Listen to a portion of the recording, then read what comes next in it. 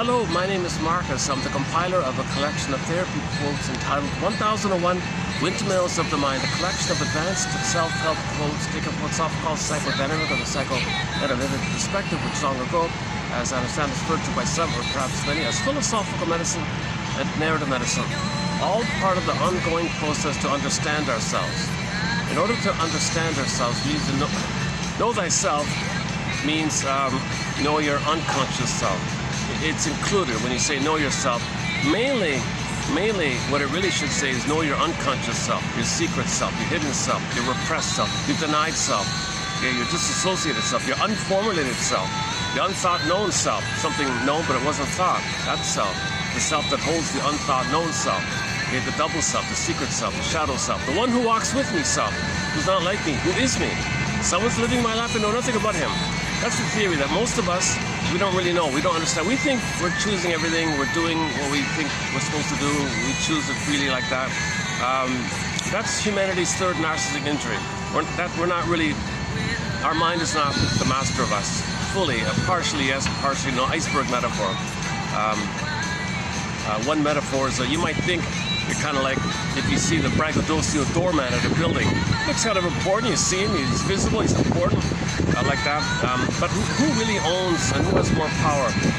The owner of the building who's on a yacht somewhere, whom you don't see, shadow, unseen, you don't know, but he owns the thing, versus the braggadocio doorman whom you see. So similarly, we have a conscious self, like the braggadocio doorman. We think it's so important, we know everything. But the owner of the building, or you could say like something in us called our double self or secret self, it really has much more power. Again, with the iceberg metaphor. So in literature, the therapy technique is imagine a character that embodies everything about you that you don't know. Create like a character of it. So this character is you, but you don't know him. So you want to dialogue with yourself. One way to think about it. Okay, you know, yesterday's video, the last video was one of my better ones, done in this park as well. Not many views, unfortunately. I thought, oh, son of a gun, that was one of my better videos. If you go to the last video, I think I was in a fresh, upbeat mood. I think I got a lot of material across. So I would recommend the last video here. Today I'm a little sort of sluggish a little bit, so let's see how it goes here. You know, to do the opening premise, it takes like at least a good hour to kind of cover the foundation about the embodiment, and then the princess, and oh my God, I felt like I just went through it all. Yeah, son of a gun. Well, sometimes I repeat it. I try to go a little deeper each time. Sometimes I feel like I need to take a break or something. But just for this, but to offer something here in this video. So long ago, Mr. Copernicus said the Earth is not the center of the universe. Not everything revolves around, you know, the Earth, and everything goes around, and the sun goes around the Earth. We're the center like that. We always think we're so important. We transfer our importance. We think we do everything. We know ourselves. We do everything. We're so important. You transfer it out to the planet. And somebody said, no. The planet's not so the center, it's so important like that.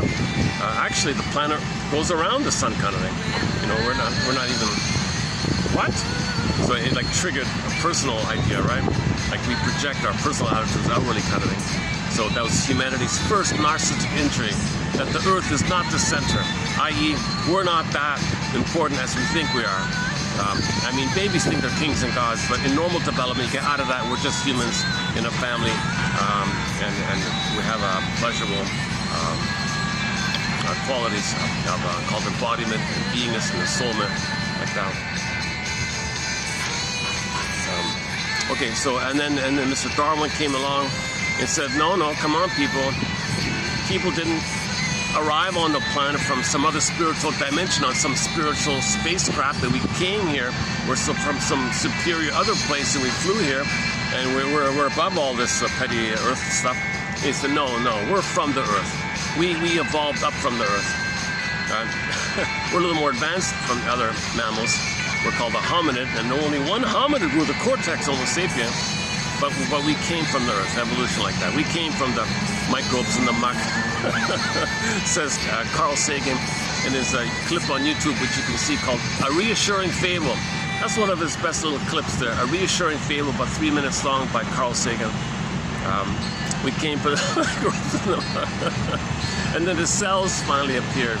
Somebody joked the cells, these little single cells, they got lonely, so they divided, and then you got life forms and all these life forms and so on. And then finally, millions or billions of years, we got something prior to the monkey line, and then that branched into the monkey line to the hominid line, and then from the hominid line, there was different hominids, and one hominid, i.e. us, our previous state, one theory is Homo bodoensis. It took us in our previous state 1 million years to grow the cortex, and when we grew the cortex and only one hominid did, only one hominid's here called Homo sapien. So that's like now we have our third brain. So we have the 3-in-1 brain. We have 3 brains. You know, the mammals only have 2, right? The giraffe and the prairie vole, they only have 2 brains. We've got 3 brains. The monitor lizard is way back there. He only has 1 brain, right? So the monitor lizard, the iguana, the salamander, all that stuff, alligator, they only have 1 brain. Survival, visceral survival. Just, you know what's funny about that? When there's trauma, when there's severe trauma, very early on, and the baby thinks it's a question of survival with the mother, baby thinks being with his own mother is a question of survival. He may later on, that might be later on reflected with the attitude of eat or be eaten. I just saw a reference. Sometimes people discuss the pundits. So about 2 weeks ago, I did 3 videos on something called As Above, So Below. That's the rare time I talk about the outer phenomena. I don't really cover sociological outer, that kind of thing. But on the special occasion about As Above, So Below, there's a below there. Well, the as above is a reflection of the below. To know the below, you got to look at the reflection on the outer, sociological, as above, so below.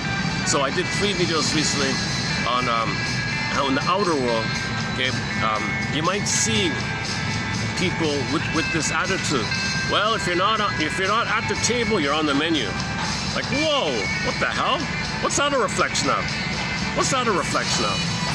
What is that attitude? What's that a reflection of? It's a survival thing, eat or be eaten. That's what the crocodile does.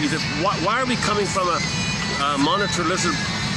Well, the trauma in that brain influences us. So we're speaking from the point of view that we still believe unconsciously mother's dangerous. And when the baby's with the mother, the baby thinks he's going to perish, he's in peril, he's a goner. Mother, don't abandon me, don't hurt me, don't use me, I need to meet you, I'm going to survive here.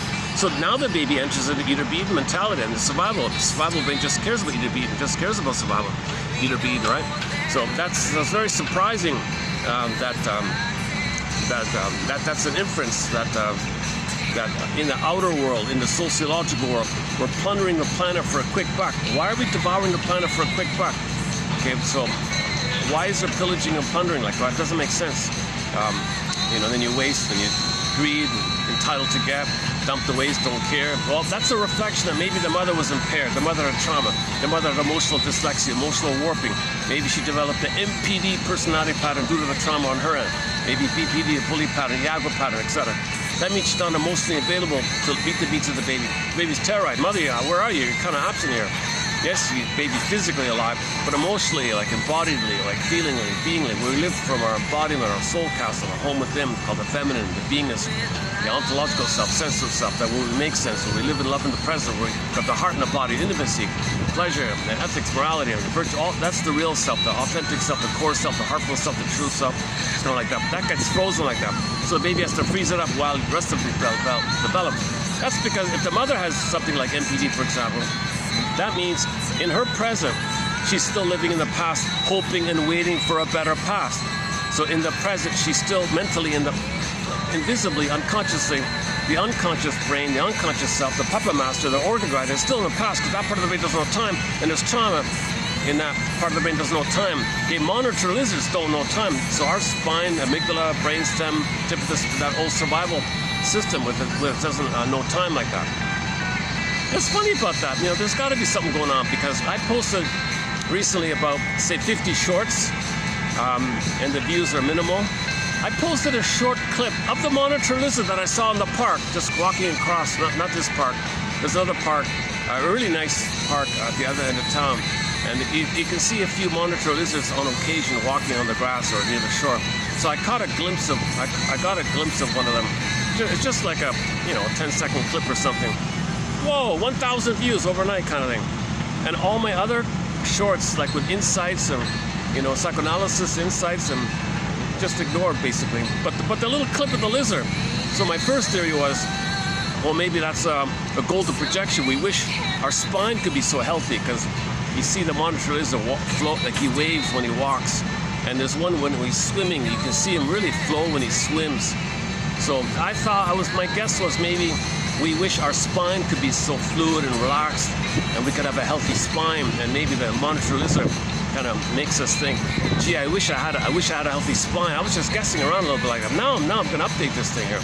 Maybe there's the uncanny unconscious idea that they only care about survival. Monitor alligators only care about survival. And so that touches it with an unconscious belief that we still believe, maybe unconsciously, it is just about survival. Like we go through life and all that, but our motivation is, if you're not at the table, you're on the menu mentality. So you either plunder or you be plundered. Like it's just either be, right? So it's just survival mentality. So maybe that's the appeal to, images of dinosaurs and, iguanas and take your pick, those kind of creatures, right? Fit like frogs and those. So they only have one brain. Whatever has only one brain, right? Snakes, right? What else? Lizards, we mentioned that. Yeah, I like to use iguana. You can use the fish like the sharks and all that. Okay, so maybe so let's clarify. So about 2 weeks ago, I was trying to discuss this as above, so below, in reference to the plundering system, because maybe the baby thought mother plundered him. Maybe he had bought him and his soul is home with him. We all live in a psychic house. Okay? That's our soul in the body. So the body is like a castle, psychic castle, and we live in there. That's our soul, the beingness. So in fairy tales, when Rapunzel or Snow White's exiled like that, or the princess morphs from the bird and flies away, and Miss Court gets pulled down into the underworld. So that means that, so in the fairy tale, the princess is not there, and there's problems in the castle. Okay? So when the princess comes back, everything's okay again. Okay, that's a metaphor, as above, so below. So that's a metaphor of inner dynamics. So our body's kind of like the castle, but we feel empty if our feeling self's not there. So the feeling self is symbolized by the princess. So when the princess is out of the castle, that means our feelings have went out. Now, the baby's feelings are going to go out, meaning the aliveness of your beingness flies away.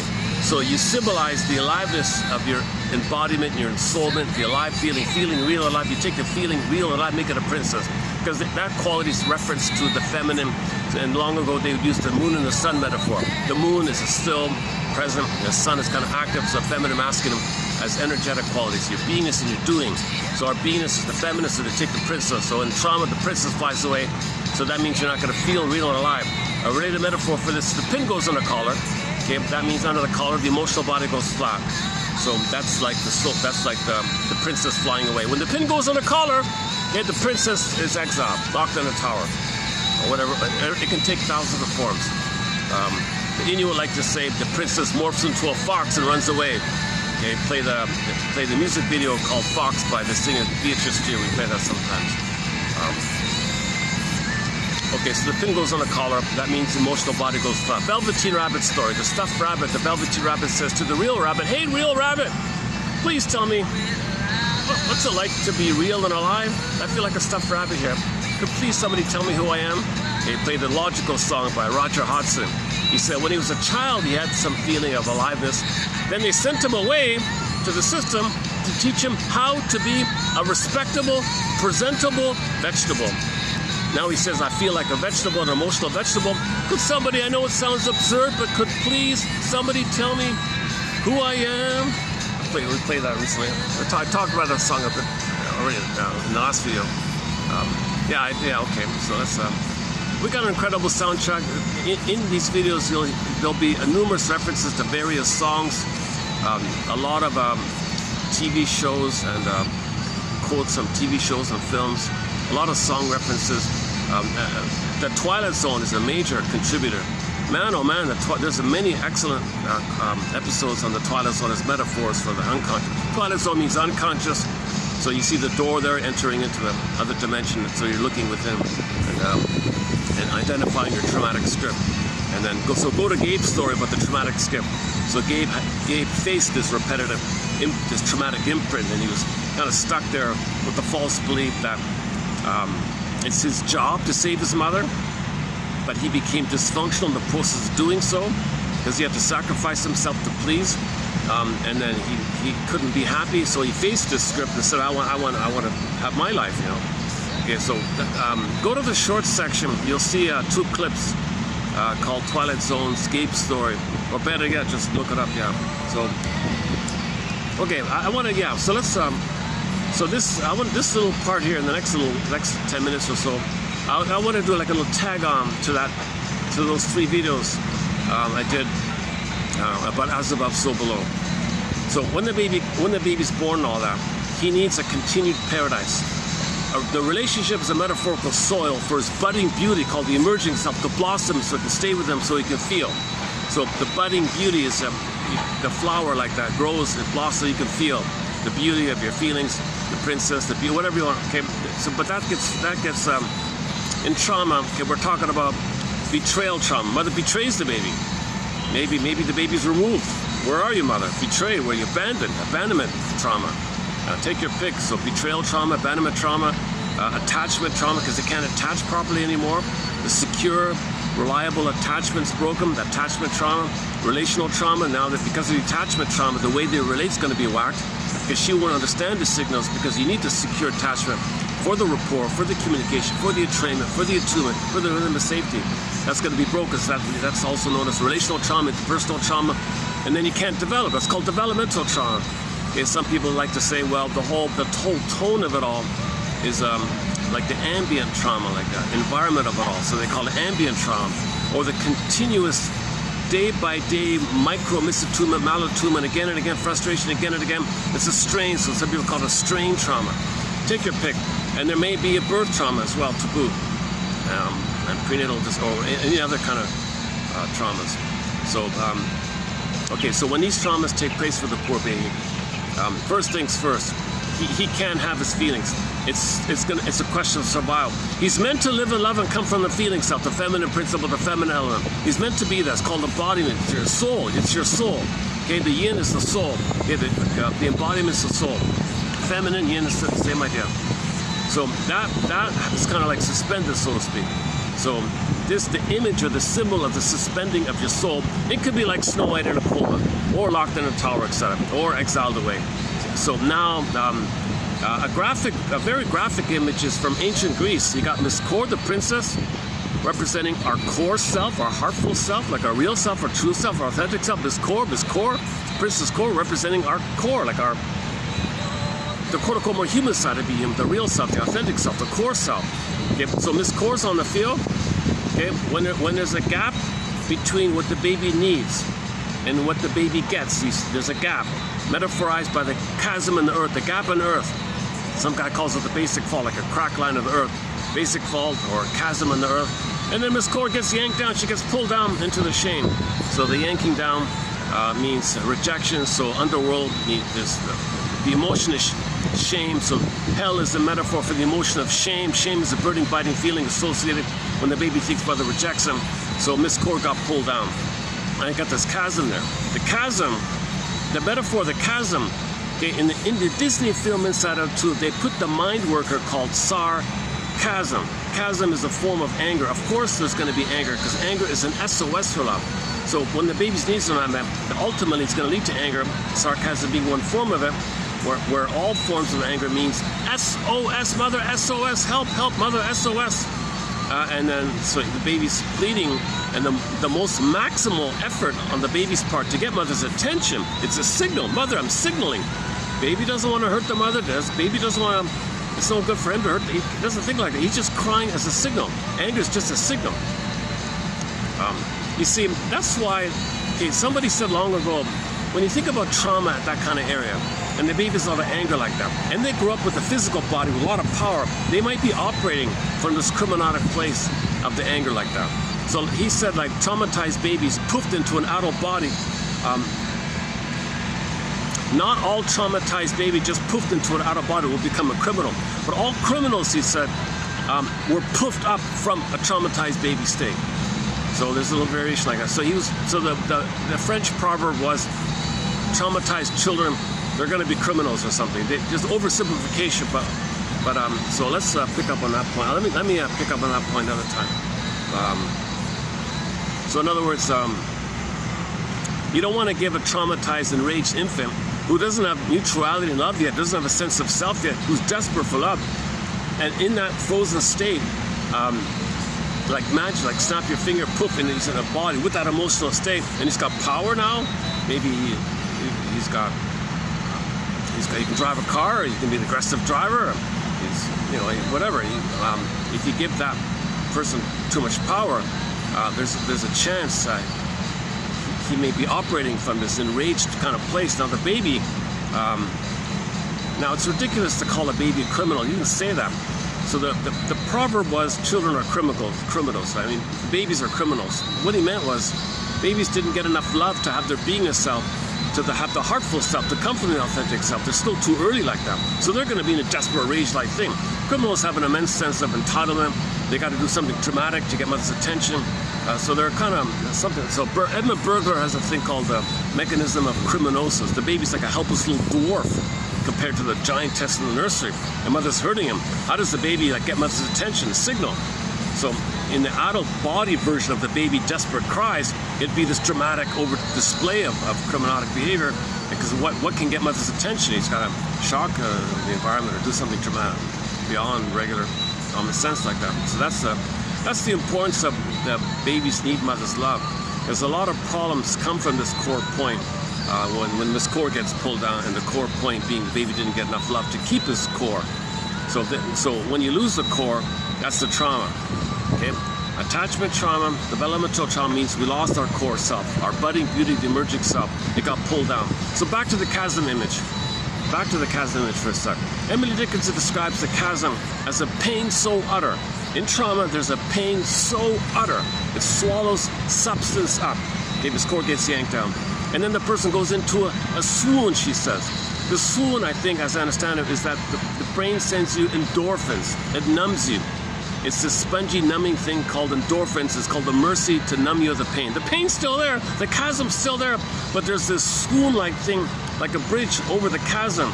So she says in the poem, people can kind of maybe go around or across, above, but you can't be there. You're only on the bridge maybe. Like don't jump on the bridge. It's like your beingness is not there. There's an emptiness, there's a abandonment, depression feeling, a void-like feeling. Where's your identity? So you're kind of you're just a survival. So that's a survival, a very tenuous kind of thing. So now what? Your beingness can't be with you. Snow White's, Rapunzel's in the tower. Your soul's in the tower. Snow White's in a coma. Miss Core is pulled down underworld. The princess morphed to birds, have to fly away. Go, I know not whither. Where are you? So where's our feelings? And that's represented at midlife when people say something's missing. Something's missing. Well, the feeling of being real in life is missing. So that's when you begin the hero's journey, when you question that kind of thing. Now, so the baby's going to develop what someone calls deep existential conclusions. Yeah. Number one, mother's a monster. It's a misunderstanding. The mother's not a monster. Nobody's saying that. But the baby's enraged, right? He's in the oral phase of receiving, taking in. He's got to receive mother's love and sweetness and comfort and recognition and mother's administrations and maternal life force love. Baby's got to receive mother's tenderness, sweetness, presence, her bodily presence, the communication, the rapport, all that. Mother sees. Baby's kind of still like absorbing. Like he's still in a social womb-like thing. He's not giving or doing anything. He's just kind of, we don't want to say totally passed up, but he's kind of like on the receiving end, right? He's entitled. He's center stage. He's just growing, he's just developing, he's just so early on like that. So he's in that kind of earliest phase. Hold on a second.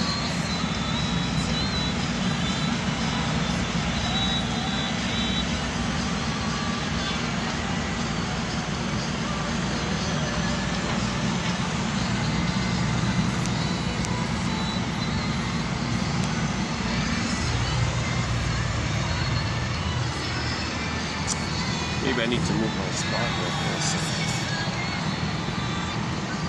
I guess they don't hear me. There's people just lying right beside me there.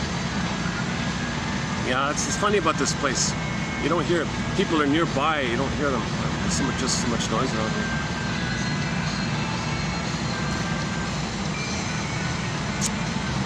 Yeah, hold on a second. Sorry. Can I go here?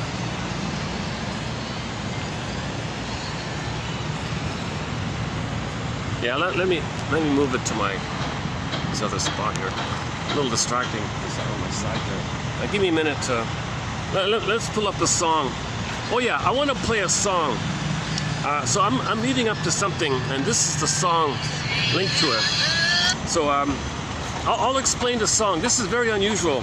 This will be the first AI song I'm playing. I can't believe I'm doing this. I'll explain why.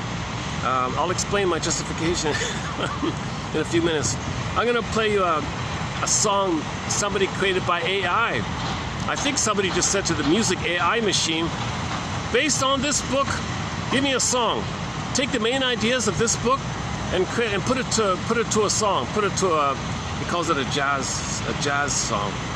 So here's a jazz song totally made up with AI, and the AI identified the summary points of the book and took the summary points and put it in lyrics and made up some melody to it.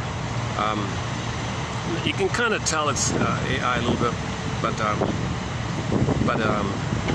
but I can imagine people not knowing as well. So I'll play this song. It's in reference to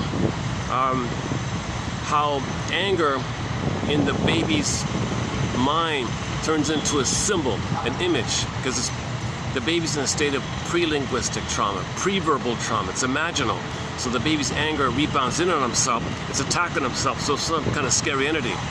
Okay, it could be the guy with the horns. Okay, take your pick, Medusa, a sea monster, any kind of. And 2 weeks ago we used the vampire squid one. So this is the one. This is kind of related to it. So let me set up here and I'll explain the song. I'm kind of jumping ahead of myself here. So it's only about 3 minutes long here. Where is it? Okay, here we go. So it's based on a book about, I guess we can call it the acceleration of the plunder system, the pillars in the plunder system. So maybe something like that.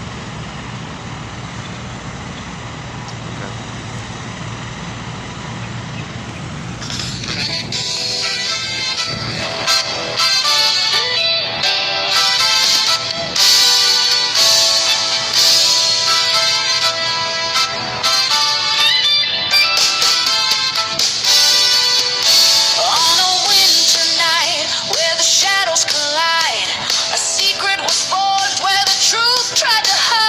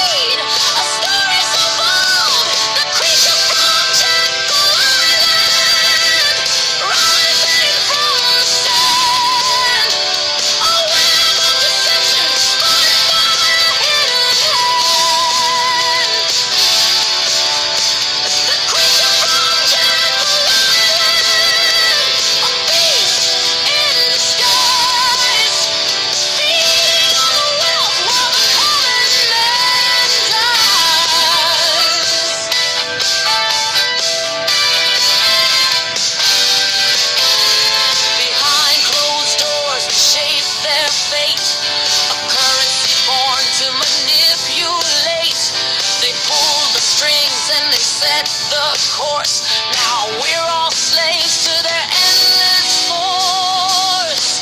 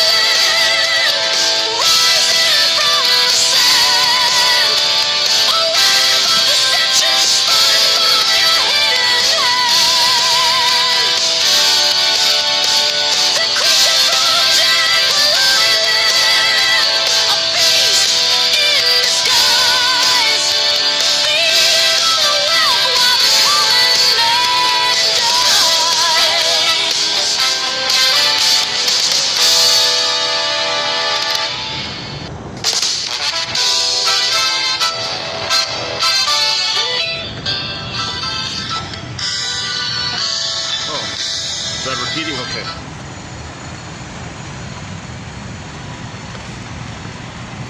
Okay, so let's clarify something. So, as above, so below. If we're plundering the planet for a quick buck, self-devouring society, greed, plunder. Okay, why? So maybe that's a reflection for us to know that it felt to us. I don't know the right terming of this, but it felt like it's as if maybe the baby thought, mother, my beingness should be with me, but like the wicked queen in Snow White, you're eating my heart, you're gobbling me, you're plundering my soul, because the mother has an agenda with the hope to get a better childhood passed on her end. So in her positive intention of trying to heal from her trauma, okay, she restages her past in the present, recreates her past in the present, hoping for a better childhood, hoping for a better past. So she's not available to meet the baby's needs. So from the baby's misunderstanding, his rage around his needs not being met, anger is an expression of unmet needs. Baby needs safety with the mother. So he's going to project, he's going to cry for love like that. Tension, fear, build up, final pathway, anger. Whether it's blocked, rebounds in on himself. Okay. Now the soul flew away because of this. Now in his mind, okay, he's got to have some link to the mother, some tie to the mother. His tie to the mother is his own anger at the mother, which is a cry for love, by the way, but it's destructive because he's so desperate for mother's love. It's destructive. Now it turns in on himself because the baby doesn't know where he begins and ends with her, whether it begins and ends. So he's crying for love in anger form to himself, psychologically thinking maybe mother's there. No, he's hurting himself. But that's his hope for the mother. He's got to be angry at himself. He's got his inner critic. Okay, people call it the inner critic. So something inside of him is criticizing him. Come on, give me love, or what's wrong? They're demanding. So there's something in you called the inner persecutor, and the image of it is the guy with the horns usually, or it could be the minotaur or any kind of scary entity. Take some kind of monster that's devouring, wants to gobble you up. So the gobbling is the baby's oral phase and the rage. So you can do it in a condensation way. Imagine since the fusion, the baby's in rage, mother's in rage. Baby wants to take it, mother wants to take it. It's all fused up. You take all these elements and poof it together in your unconscious. You got a monster of the id. A monster of the id. Okay, in whatever form it takes. In the Twilight Zone, they call it the Howling Man. Okay, in that episode, they listed some from folklore and literature. This image, mainly it's your anger poofing into a symbol, and it's in like that. You gotta have that because that's your cry for love from your mother, but it's in the form of anger, but it rebounded into yourself because mother blocked it. Right? Now, this process means your soul flew away. So you feel like to cry for love, you got to sell your soul. So that's the sacrifice. So when the soul flies away, you can enter the Minotaur image. Okay, the guys are thrown in the labyrinth, gobbled up. Okay, in Iron John's story mentioned last time with Robert Bly, they gobbled up. Okay, so that's the sacrifice like that. So any kind of stories about this, it's a metaphor for inner dynamics. So don't believe these hate propaganda people who say all these terrible things about indigenous people. Those are dreams they're talking about. They're like fairy tales. It's not literal. And I mention it because this song about the Jekyll Island, I heard some propaganda people describe the indigenous people on the island in a very negative way. Oh man, that's so sad. That's so sad. Myths and fairy tales are code for psychological trauma. Think of them as your dream journals. You woke up and wrote your dreams and what happened. And myths and fairy tales are an elaboration of it, and they represent the commonality of it. You know. So, okay, so so it starts off. The baby needs mother's connection. Okay, a secure attachment, love, sweetness, tenderness, mirroring, recognition, attunement, etc. He needs this. It's a basic need for his identity, okay, for his soul identity. To have his beingness identity, he needs the safety. The relationship is the safety that allows it to stay with him. Now, if the mother's preoccupied with trying to get a better past on her end by restaging in the present a version, a repetition, okay, a replay mirage of her past, thinking she can get a better past, because in trauma you repeat hoping for a better past. So the mother can't enjoy the present because she's too busy seeing the present as replays of the past, waiting and hoping for a better past, because she's frozen with her trauma and she's waiting for mother to love her so she can develop and have a beingness to be able to love the baby. So she's stuck in a place where she never got the soul to love the baby. So she's still in the past like that. So if she does have a baby, she can't meet the baby's needs. In fact, the sad thing is, ironically, the mother might even turn to the baby, hey baby, you come from me, be my mother. Because the mother has the hope for mother, so she might parentify the baby, motherify the baby. And the baby's being gobbled up even in that way. But just to the basic one. So baby starts off, so just from the beginning, right? So baby starts off, mother, are you there? I expect you to, I have an innate expectation that you'll be there. I can't live without you. Yes, physically, you're going to keep me alive. Thank you very much, of course. But there's more to life than bread, right? There's more to life than just, your basic needs. I want to know my deep uniqueness and express it. That's the meaning and beauty of life. I want my feelings self. We live to the extent that we feel. I want the blue jay and the butterflies. I want to feel the beauty. I want to feel my nature's greatest miracle. And the nature gave us the uniqueness. The odds of me being here, mother, just like for yourself and everybody's 1 in 400 trillion. Nature and everyone's unique. Nature's greatest miracle. That's the beauty of each person like that. Mother, don't squash that and put me into just some kind of numb, vegetable, presentable, respectable, emotional vegetable place. Please, mother, I need the safety with you so I can have that soil of the relationship, so my budding beauty called the emerging self, the real self, the true self, and all the capacities. The quote-unquote regular, more normal human side of being human comes from the feeling self, the ontological self. Okay, that's where you enjoy the present. That's where heart's in the body, so you have intimacy. You can make I statements, you can share because you have esteem to do so, you have the ethics to make things right. If there's a mistake, you can articulate what you did, that you feel badly about, because you feel badly about doing something, and you have empathy. Golden rule, you're my goodness, we're all one family, so it's natural to have Freudenfreude. And the natural state of affairs is called Freudenfreude, happiness and pleasure and everybody's growth, because everybody's better off like that. It's not either or, it's a both, everyone grows. On this point about Ubuntu and humanity and all that, that's sort of a separate door like that. But the natural state of affairs is mutuality, cooperation. There's more joy and pleasure in cooperative play. So when you're playing with your friend, there's more happiness if you're both happy.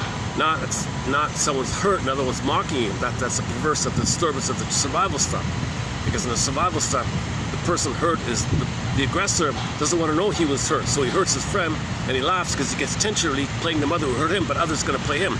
So that's the superiority theory of humor based on trauma from the survival rate. So that's not supposed to be like that. Schadenfreude is a perversion. Schadenfreude is perverse humor, dark humor, sardonic. This is all trauma like that. So that's a topic we discussed recently. So back up. It says, "Big mother, I need the connection, attachment. I need a secure attachment." Maybe starting to get a little tense when it's not sure. "Mother, are you not there? What's going on here? I'm getting scared." Is scared. There may be even glimmers of starting to feel shame because maybe he thinks that doesn't want him. Am I defective? You don't want me? You're not meeting my needs? You're not there for me? Well, oh my God. You build it all up. The fear, the shame, and the tension, the stress. You build it all up. Baby is desperate. The final pathway, the last best chance the baby has to get mother's attention. It's a signal. It's a communication that, "Mother, you're not meeting my needs." Is the rage and the anger. That's the final chance the baby's got, right? So now the baby's vocally, facially, bodily showing fury and rage to the mother. And the mother says, you can't be angry at me. Whoa. Now what? Where's the baby's anger going to go? Okay? It rebounds in on himself. So the desire to live, L-I-V-E, rebounds back in on itself, E-V-I-L. Now it's destructive. Now it's destructive when it gets to that kind of critical desperation. Because the rage would be, you can argue it's a desire to control the breast maybe, so the rage, because they want to control the breast. Because if the baby thinks he can control mother, maybe mother will be stable. If he can control the mother, he's desperate, doesn't want it that way. It doesn't, mother will just react and all that stuff. But the baby doesn't know what to do. What else should the baby do? He thinks he's going to perish. The baby thinks he's going to peril and perish. He's in peril and going to perish if mother is not there for him. He doesn't know he'll be physically alive, but emotionally flat or something. He doesn't know that. It's too synonymous for him. So he thinks if he's going to emotionally die, he's going to physically die. He doesn't understand the difference really early on. So he thinks he's really going to be a goner. And even if babies somehow understood, oh, mother won't allow me to be my unique self, but she'll keep me physically alive. That's what mother wants, so I don't like it, but okay, I doubt it. Okay, so now the baby's in rage mode. Mother, my rage is an SOS for love. Don't be confused. I'm not criticizing you, I'm not blaming you, I'm not saying you're a bad mother, I'm not labeling. I'm signaling on my side that I have a need, and I'm scared and I'm angry because I think if I don't have a mother, I'm gonna be a goner here. No baby can make it without a mother. That's all it means. My rage is a communication of SOS. Mother, don't you get it? It's an SOS. Mother, it's an SOS. Mother, so you can't be angry. So now the rage is the cry for love for the mother, but it's in anger mode. But the anger mode is controlled and devouring. So turning on himself, the guy with the horns. So there's a destructive kind of image in the mind. Okay? Take your pick of the image. It's in rage. Typically, it's the guy with the horns. And 2 weeks ago, we used the vampire squid image. And in today's one, the update one, I found it this morning with this AI song called the Creature from Jekyll Island. So the creature, this dangerous monster creature, right? So everybody in the mind has this some kind of creature from some, secret, invisible, shadowy, creature-y kind of thing, right? So that's how when the baby's in rage, it puts to an image, so we don't know where it comes from. But it's the baby's rage. So everybody has in the mind a creature of Jekyll Island, put it that way. Or vampire squid, guy with the horns, cyclops, minotaur, etc. So all that means, that image is not real, but it sizzles up from the baby's rage, which is real. The baby's rage is a cry for love. He needs love. So to keep the tie that binds is the cry for love, the need for love.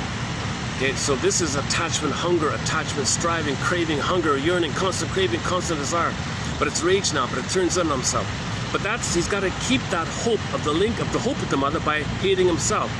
Now he's going to be addicted and dependent on this to maintain the hope for mother. Now this is too much pain. First the soul flew away, okay, the chasm, the swoon, the endorphins. Now his anger is attacking himself because that's the hope for mother's love. He's got to hate himself. To have a mother, he's got to hate himself. Okay, now enter the self-help book entitled, Do I Have to Give Up Me to Be Loved by You? Mother, do I have to sacrifice my me? The guys gobble up in a minute to have a connection with you.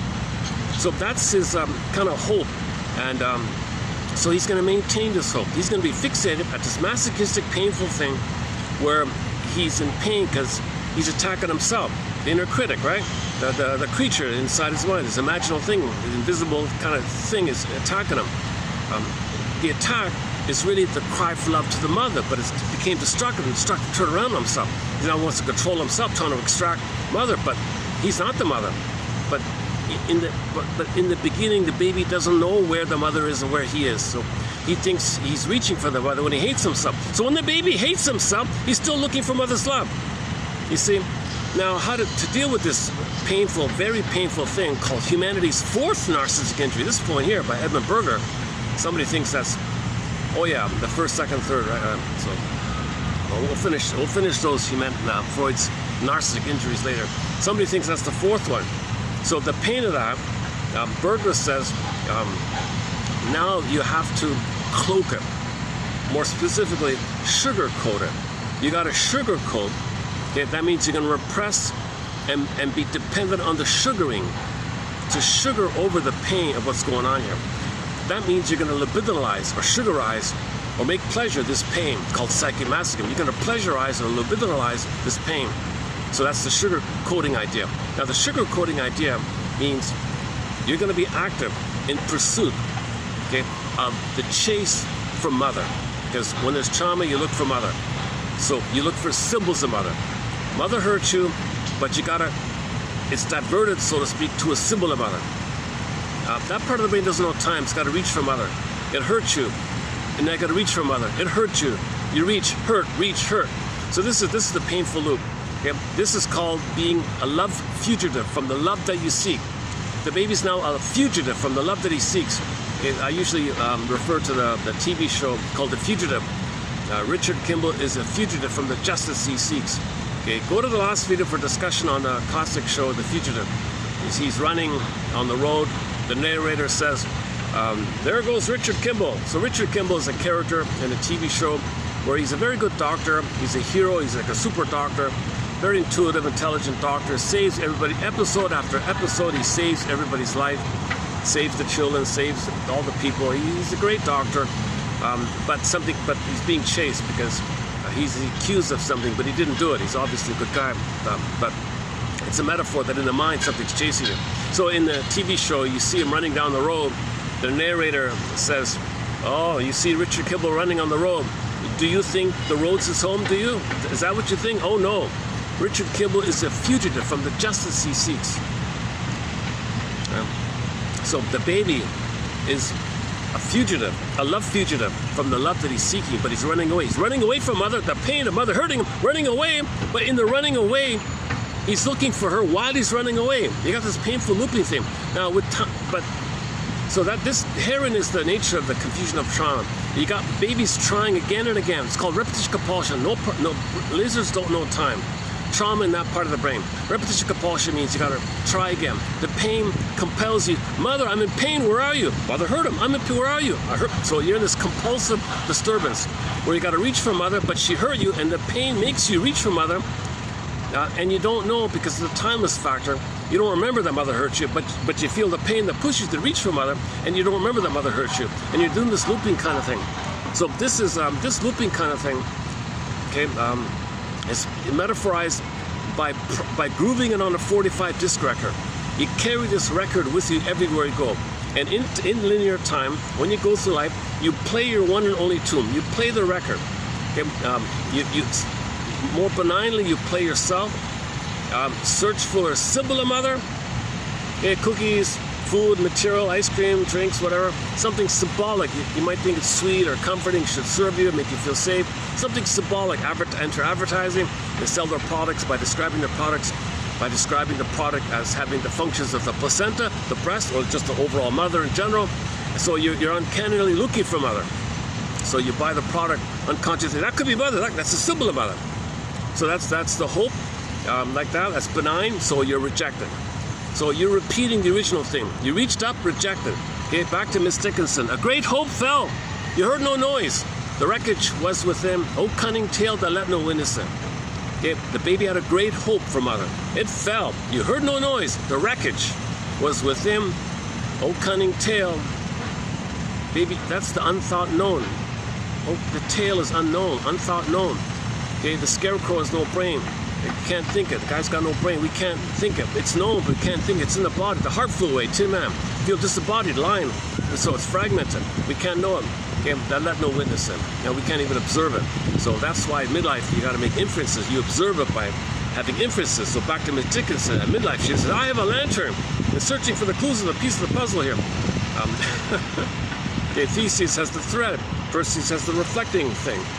The reflecting mirror. Perseus has the sort of discrimination, sort of discernment, identifying that symbolic needs are there because real needs are not met. Can you discern that? Can you discern that ice cream is only symbol, and that the symbol is there, emotional eating is there because the real need for mother's sweetness wasn't met? Okay, so we talked a lot about the labyrinth and before you get to the Minotaur. Okay, oh yeah, okay, you know what? The last video, man, oh man, I should just repost it or something. That was a good video, I thought. Done at the other side there, yeah. Okay, I'm gonna have, yeah, let's go there. I'm gonna have to deal with the sweat here. Unless I, any other, yeah, there's a bunch of people just to my side there. Where else can I go? Let's see.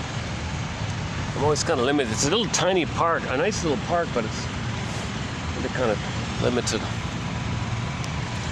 Okay, let's just keep going here. Okay, so back to the basic. Baby reached for mother. She was busy replaying her past, hoping for a better past. Therefore, she wasn't emotionally available. Baby interpreted that as a rejection. He was enraged. He felt shame and rage and links. Rage. Mother didn't understand the rage. I don't know, what should I do, baby? You're being too difficult. You're criticizing me. Oh my God, the rage goes on himself. Okay, to not know all this pain. Okay, he's going to sugarcoat the pain. Again, psychomasochism via the dopaminergic hope. In trauma, there's going to be a lot. Your brain is flooded with dopamine. Dopamine, chase, go, chase, come on, come on. In trauma, the stress is high. The cortisol is too high. Adrenaline is too high. So you need to chase for symbols of mother. So the hope is you chase for a symbol of mother. At least you got the hope because you're going to be active. You're active. You're doing. You're taking charge. You're not a passive victim. You're going to be active. So you're going to run. You're going to run to the cigarette vending machine. You're important. You're going to do it. You got the money in your pocket. You're going to do it. So you feel a little important. You feel active. You're in anticipation, motivation, excitement. So it's all very exciting, thrilling, because you believe that when you get the cigarette pack, okay, symbolically, you think either A, you quote unquote literally think, symbolically, literally think the cigarette's going to be the nipple. Okay. That's probably, maybe, I don't know, but more broadly, it's a triggering mechanism. You're unknowingly trying to trigger yourself. The cigarette thing is an ersatz self-object, an imaginary fake mother, delusional hypnosis mother, you think, because you gotta search for mother. You only search for an association of mother. So either you try to think it could be mother, because the smoking might remind you of the pacifier and the thumb sucking, because mother failed you, so you turn to those things. So you have another it's a continuation of substitute phenomena.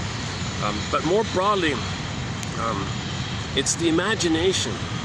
It's the imagination that you're one with the breast. It's called an ersatz self-object.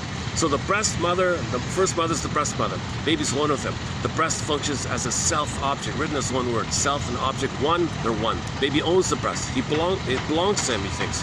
His possession, serves him. He's autocratic, feeds himself. He controls it all. He wants to control it. He thinks he controls the breast. If the breast doesn't do it right, he's enraged that a part of himself is misbehaving. He's enraged. He wants to control the breast. He thinks so. He doesn't know yet. Mother's a separate person who loves him. He's a separate person loved by the mother. He just thinks he's an autocratic king in the beginning. So when you look for a symbol of mother, you're trying to trigger the good old days when you were one with the mother. Being one with the mother in the uterus is an oceanic blissful feeling, oceanic blissful oneness, unio mystica, participation mystique. Some people think it's a mystical, blissful, floating, happy feeling. Okay, someone got called it oceanic ecstasy even. A little exaggeration maybe, but it's called Garden of Eden, Shambhala, Shangri-La, some kind of heavenly, blissful, garden, paradisical, Garden of Eden kind of thing. So those images refer to this time of effortless, floating, no time, no space, you're everywhere. Some kind of so symbols just approximate what's going on, right? So when you can trigger up the good old days, the memories of the good old days, okay, when you trigger up the good old days, your brain will release safety and oxytocin. Okay, I mean safety and attachment. I mean serotonin and oxytocin, because the baby's safe and he's loved. He's loved, he's safe, he's blissfully one. He's one with everything, or one with the mother, whatever. He's just connected. He's oxytocin, love, attachment, love, oxytocin, the love hormone. Okay, he's safe. Serotonin, safe serotonin. You're happy. You're happy and you're loved.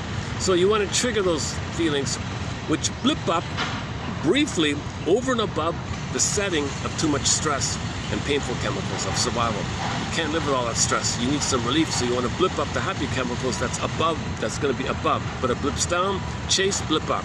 It goes down, chase, blip up. Okay, so that's the problem. Okay, you might become dependent on this. You got to chase to blip up the happy chemicals above the setting of too much cortisol. In trauma, the set point's too high with cortisol. So you want to blip up the happy chemicals to feel the happy chemicals that's above, over what's there. So, and now when that goes down, stress, dopamine, chase, feel better. Okay, it goes down. Chase, feel better, chemicals go down. And you're in this kind of looping thing, self-devouring. So that's why we're plundering the planet for a quick buck. Because every time we grab some material, something you get, I want this, I want this, I want this. It's all about looping up chemistry to push back the pain.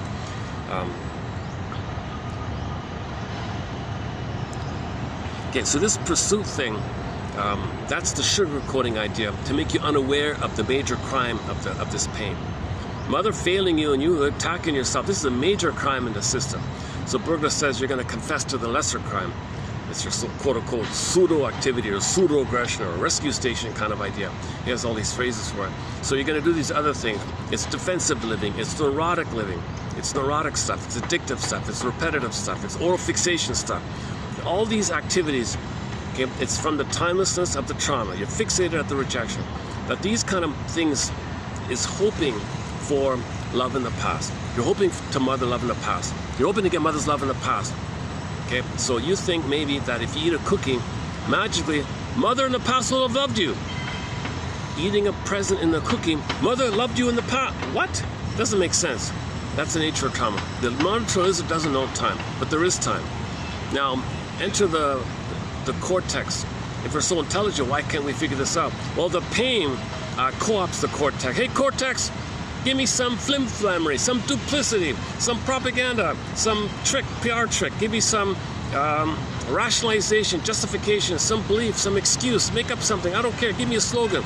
Make up something to make me unaware of this, to protect this, to shield this, to camouflage this. I gotta maintain the hope to get the happy chemicals to avoid the pain. Don't make me face this. Give me some cover. Come on, cortex. Use your PhDs. Come on. Give me some tricky philosophy. Give me some excuse. And then that's called rationalization. Rationalization means you want to give the appearance where you fool yourself. You lie to yourself. Okay, play the song "Lying to Myself" by David Cassidy. So we're lying to ourselves. We gotta lie to ourselves. We're desperate to lie to ourselves because we're desperate to protect the hope. The hope's not reasonable. If you're aware of this, you know, it's like you're gonna face the truth of this, and you can only face the truth of trauma if you're in the presence of a caring witness, and you feel safe to bring this stuff up. So you don't have that. So you don't have the opportunity to face and lift the thorn. Yesterday, we talked about the thorn. My God, my discussion yesterday on the Twilight Zone episode called Saturday. I did 2 parts. I thought that was pretty good. I ran through the Twilight Zone Saturday. No views. Still, I can't believe it. You gotta be kidding. That might have been the best part of it all. I went through the 7 steps of the healing journey, named after the days of the week: Moan Day, Dews Day, Wound Day, Thorn Day, Free Day, Saturday. So that's discussed yesterday. I can't believe it. The only analytic interpretation of the Twilight Zone episodes you'll find here. And that's the case with many things, many shows. And hold on a second.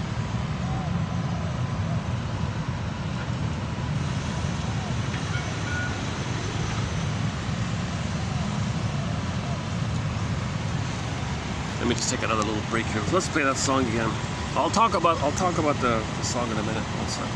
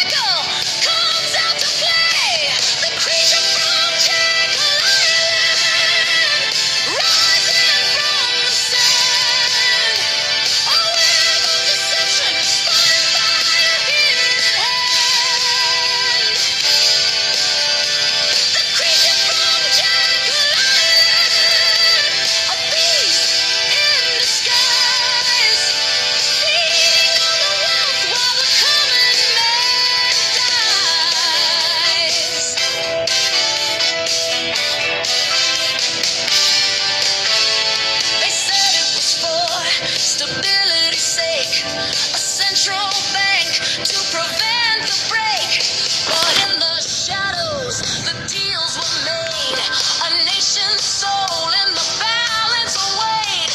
The bed was born in the heart of the night, a monster of paper with a grip so tight, brought forth by man with power and tone, a creature of greed, a story so bold, the creature from Jekyll Island, rising from the sand, a web of deception spun by a hidden hand. The creature from Jekyll Island, a beast in disguise, feeding on the wealth while the common man dies.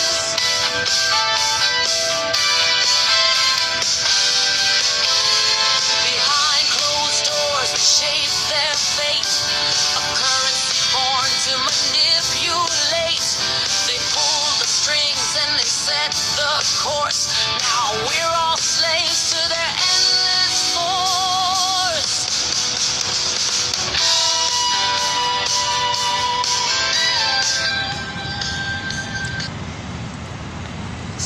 So when we discussed the plunder system, I borrowed the guy's image of the vampire squid.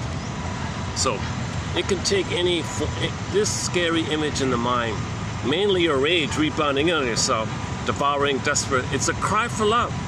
The vampire squid, believe it or not, you trace it back, you loop it back to the childhood need for love. Everything is a need for love, or an expression of love if you're healthy, or a cry for it. Now in dysfunction, we are dysfunctional. It's a cry for love still. Dysfunction is the cry for love and the hope to get a better childhood, the love that we should have received in the childhood, so we can have our beingness. It's all about this identity issue, this authentic self-identity issue. The false self doesn't make sense. We live to the extent that we feel real and alive. We want to feel real and alive. We don't want to feel like an emotional vegetable like that, like the song says. Okay, so let's back to psychic masochism. So in the mind, okay, the soul, so the aliveness, the realness of the person, like the sweet aliveness, feeling real alive quality, symbolized like a princess flew away or locked away. Okay, now the pain of it, you can the image of the chasm, so you put a swoon over it. The endorphins, or the pin goes under, called it emotional body goes flat. So under the call of emotional body goes flat, doesn't animate, right? So it goes flat, called flat affect. In ancient Greece, this was called athemolexia, no feelings for your words. Nowadays, people say alexithymia, no words for your feelings. That's the issue, right? All the joy of life comes from the authentic self, right? When you have the I, the authentic I, joy runs the console. Disney film, joy runs the console. Joy got zooped away in the show. Joy came back, so healing does happen, right? When you get your story. Okay, so that's let's just leave it there for now. So soul flies away. Okay, chasm, pin in a collar. Okay, your pain, your anger, rage rebounds in, and now you're going to be tied there. That means dysfunction means you're going to be tied there. You got to be tied there because the tie is your cry for love, but you're attacking yourself. That's a dysfunction. Now you sugarcoat it with the hope mode, but the hope mode is plundering a planet for a quick buck in the hope mode. So in what I was talking about before, 2 weeks ago, I did a very challenging 3 videos on this topic, as above, so below. So there's 51 symptoms. There's 51 ways I've found so far to just talk about as above, so below. So I just stuck with the basic, just one of them, that if the baby interpreted all this as the baby feeling plundered and pillaged, his soul's taken away, feels emotional poverty, feels guilt and debt like that. Okay, in pain you identify with the aggressor. Okay, so that means in trauma you identify with the aggressor. In severe trauma you identify with the aggressor. So that means that's your prototype, that's your blueprint, that's your imprint, that's your stencil, that's your working model, your internal working model. You go by this model, right? Or stencil, and you see the stencil in the world and you fit it and you fit your stencil. So if that's the case, and the baby makes the Faustian deal, the Faustian bargain, the Faustian pact called identification with the aggressor. So once again, if there's too much pain, the baby manages it. Fine, I'll give myself up. I'll be you, mother. At least I can. I'll be you because I feel like I don't have to be a passive victim of you because I'll just act like you. So I can. It's cynical, but you sell your soul like that. Okay, so a person does make the Faustian deal, you see. Then what you got on the outside is you got roughly, I don't know, I'm just borrowing the 80-20 rule. I don't know the numbers, 80-20 rule. So you got like 20% of the people, it says to 80%. Already 80%. You're gonna play the role of me when I was a baby. Me in the 20%, I'm gonna play the role of mother when I was a baby. In the timeless infinite loop, no time loop, okay, the 45 rec keeps spinning around. Already 80%, you play baby, I play abusive mother. Mother hurt me, so you're me, I'm her. Since you're me and I'm her, I hurt you. Because you're me and I'm her, and she hurt me. Okay, now that's part A. Part B is to express your anger at all this. All right, thank you for playing me. I hurt you, now I'm gonna hate you. Because you hate your mother for this. So you shame and hate. So this cycling dynamic is analogous to in the uterus. The prototype is in the uterus. Okay, go to Francis Mott, his books on it.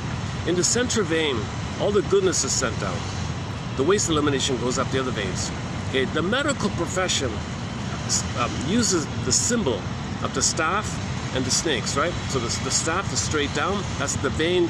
That's the blood vein in the center of the umbilical cord that sends the goodness from the mother down to the baby, the straight down. When the baby's got to send up the waste stuff, it goes up the other two thinner veins, helixly in a spiral-like manner up to the placenta, which clarifies, it cleanses, it does what it does, processes, assimilates, metabolites, does it all. And the center vein sends the good. So baby gets the good, sends the waste. Gets the good, sends the waste. So if that's trauma time. Now, this dynamic continues postnatally. Baby sends distress, his worries, his fear. Mother sends love. Baby might even bite maybe the baby bites the nipple. Mother's got to send love and calm the baby. Because he was in distress, he was angry. Baby sends anger, quote unquote distress, mother sends love. So whatever unpleasantness or hard feelings, anger, whatever, baby sends anger, mother sends love. Okay, so it sort of continues. Now if there's trauma in the uterus at birth or shortly afterwards, during this, before 18 months basically, if the trauma is before 18 months, usually they flip, they identify with the aggressor. So that's the prototype of the mind. Okay, the theater of the mind they go by. So the theater of the mind, they project on the planet, act on the planet based on the script. So the script is they're going to play mother. So the 20%. So one person plays the mother, and another person plays. So in prejudice, like take somebody with a narcissistic personality pattern, a bully pattern, a Yago pattern, etc. Okay, they see someone on the outside, they're going to say you're no good. Because that's externalization. They cannot know that mother said that they're no good. They play their mother shaming themselves. They don't want to know they shame themselves. One way to deal with the pain is to project, attribute, externalize, see outwardly your soul onto someone else and say they're no good. And that's your dark humor like that. And then you flip it, you play yourself, the one you just shamed, do the fusion is your mother, you play yourself and express your anger, the one you just shamed. So there's a very famous thing called men hate whom they hurt, right? And there's a lot of, all throughout literature for thousands of years, there's some variation of this theme. Why does someone like hurt someone and suddenly they hate him? Dostoevsky had a line in there in one of his books or something, quoted by Edmund Berger, one of our mentors. Edmund Berger posted it. So apparently in one of his novels or something, there was a guy who hurt someone. He was guilty. Some guy was guilty, did something wrong to someone, and his friend said, you know, you don't feel apologetic or something. Instead, you hate him. Well, yes, it's true. I hurt him, and I'm the guilty one. But I can't deal with these feelings, so I hate him because he caused me to feel this way. Whoa! So it's like a projection flip. It's a unique flip-flopping projection, right? So he thinks that the pain he's feeling is being caused by the victim. Like he hurts the victim, right? And then he feels badly about it. He thinks the victim is the cause of his bad feeling. Now he hates the one for causing that. Can you believe it? All throughout history, this has been addressed. So this is because of the fusion in the mind. Baby and the breast mother are one. It flips around like easily.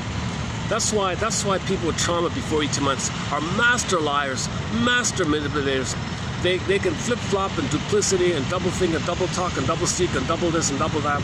Man, oh man, because Gratstein explains that what happens with early trauma is that the mentation between primary process and secondary process, you got a line between unconscious to conscious, and you got another line from conscious to unconscious. You take these two lines, fuse them together, poof, a magic mirror in the mind, okay, a BPD amalgam. It's like a magic mirror. Now you see me, now you don't catch me if you can. So the person says something, you meant that, they're over there. You can't catch me. Oh, you meant that, they're over there. You meant, what's wrong with you? I meant that. Oh, so you meant that? No, I meant that. What's wrong? So they can flip around all the time. They can't, it's a survival thing. It's a chameleon brain. It's a survival thing. They cannot feel, they cannot be present because of the pain. They're only in survival, right? They can't be present because mother hurt them so much. So they can't tell the truth. They can only lie. They cannot tell the truth. They just literally, psychologically cannot tell the truth, it seems, like that. So, you know, some people call that the chameleon brain. I forgot about that one. The survival brain, the chameleon one. I'm using the monitor lizard. I used to use the iguana, but now that I met the monitor lizard, I'm going to use that part of the brain, the monitor lizard part of it. So once again, we have three brains. The monitor lizard brain, okay, pick your favorite mammal for the middle one, the main one, the feeling one, like puppy or giraffe, or take your pick, even cat, any a bear, whatever you like. And then the cortex, the neocortex. So we have three brains. The famous triune brain, triune, the three-in-one brain. The brain has three parts. We're the only ones, right? Only one hominid do that. You know, and he made a good point. Let's have some broader appreciation of all the trillions and trillions of specks of dust all over the place. Maybe one is just the right distance from the sun, not too close, not too far, not too hot, not too cold, for the elements, for life and water and bacteria and the muck and the cells and all this, you know, it's our little home like that. Play the song Die Welt by the singer Katja Epstein. So it's a unique kind of situation, right? One little family and one little speck of dust. And it may be only one speck of dust had these conditions for water and bacteria and the microbes and the muck and the cells and billions of years of evolution, all that. And let's enjoy this kind of thing. And let's appreciate ourselves for, I don't know, for being here, you know. And somebody said maybe it's part of the field, or I don't know about that part. So it's a miracle of life like this. And we're all one family, you know, meant to be harmonious and things. But an accident took place. An accident. Just an accident. We discovered stuff. Our brain gave us all the serotonin. Whoa, when it went away, I want more. Plunder. Plunder more. Serotonin, more and more. Pain, more and more. Now we're devouring. So we went from village to global pillage. Roughly 10,000 years ago, or 5,000 years ago, 8, 7, 6, whatever, depending on who you quote. Roughly somewhere between 5 and 10,000 years ago, we became homo traumicus. We're traumatized. Okay? The brain became dopaminergic. Too much dopamine. Too much dopamine because too much trauma, and dopamine means chase for the hope for mother. But it's only a symbol of mother. Symbols don't work, pain's still there, chase for symbol. The symbol, the plundering is the symbol of mother. So you do it both ways. Okay, the planet's you. Okay, you plunder the planet because mother plundered you. Then poof, you hate the planet and you're greedy, so you gobble. You still need mother, so in the hope for mother, you plunder the planet.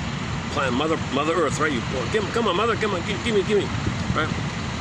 Now the waste part is pollution. So we pollute on the planet. Okay, so remember the baby in uterus sends up the waste, right? But it's got to receive. So we dump, okay, and then Mother Earth gives. So we take and we dump waste. We've already dumped 10 billion tons of plastic into the ocean. All the fish are dying, right, and stuff like that. Greenhouse and all that stuff. All that. So we're dumping waste, but we got to greed. So we're traumatized. We're traumatized very early on. We're traumatized before 18 months. It's called weaning trauma. They used to call it weaning trauma. We were weaned too early. We were weaned, or the breastfeeding was traumatic. It was chaotic and painful. We wanted a proper feeding. It's called a traumatic attachment, insecure attachment, reactive attachment, dissociative attachment, avoidant, anxious, etc. There's a preoccupied. It wasn't a normal attachment. It's supposed to be a rhythm of safety with mother and baby. It's supposed to flow. A, B, C, do, re, mi, 1, 2, 3. It's supposed to flow between the two. You know, baby, core, placenta, mother, mother, placenta, core, baby, baby, core, placenta, mother, mother.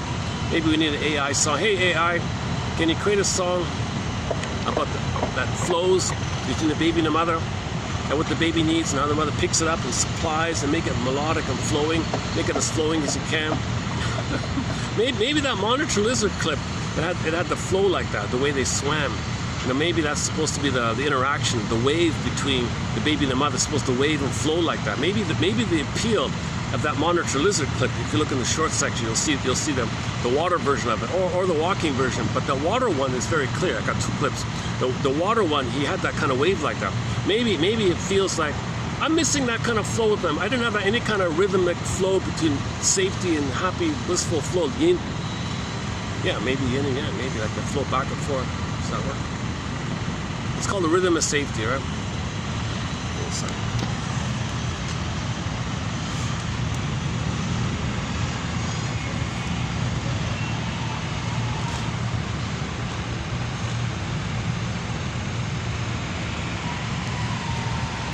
Are we still recording? Okay, we're still recording. All right.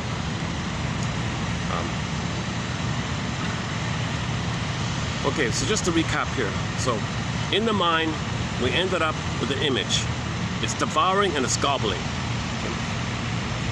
That's because the baby was in oral phase, taking in phase, and he was in rage. So,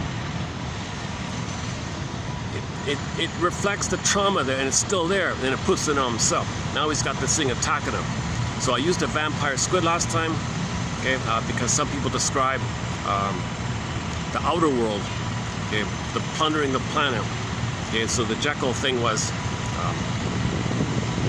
just a continuation of the plunder system.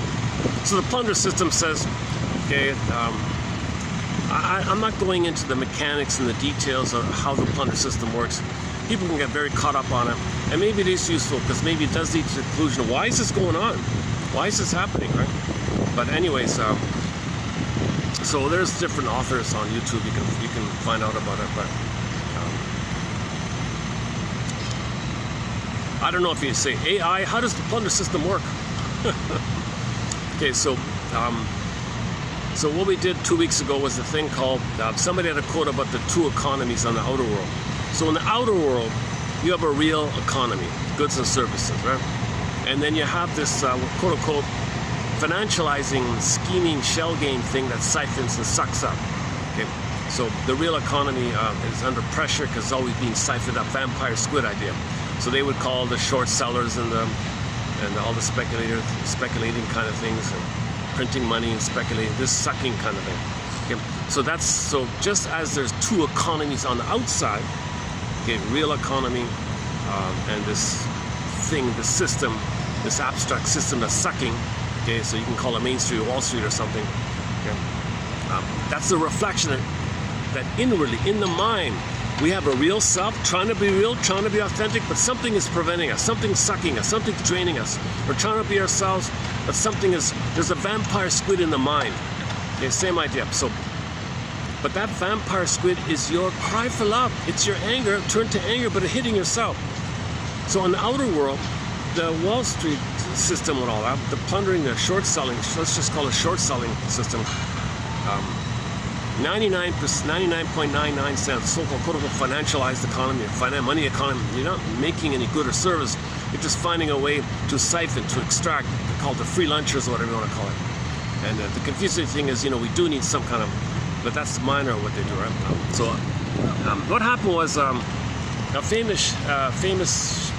wealthy man, to my surprise, who currently still is a member of the plunder system, maybe has some kind of a PR sales, maybe as a front or as a sales pitch or some kind of cover. He did give an interesting presentation that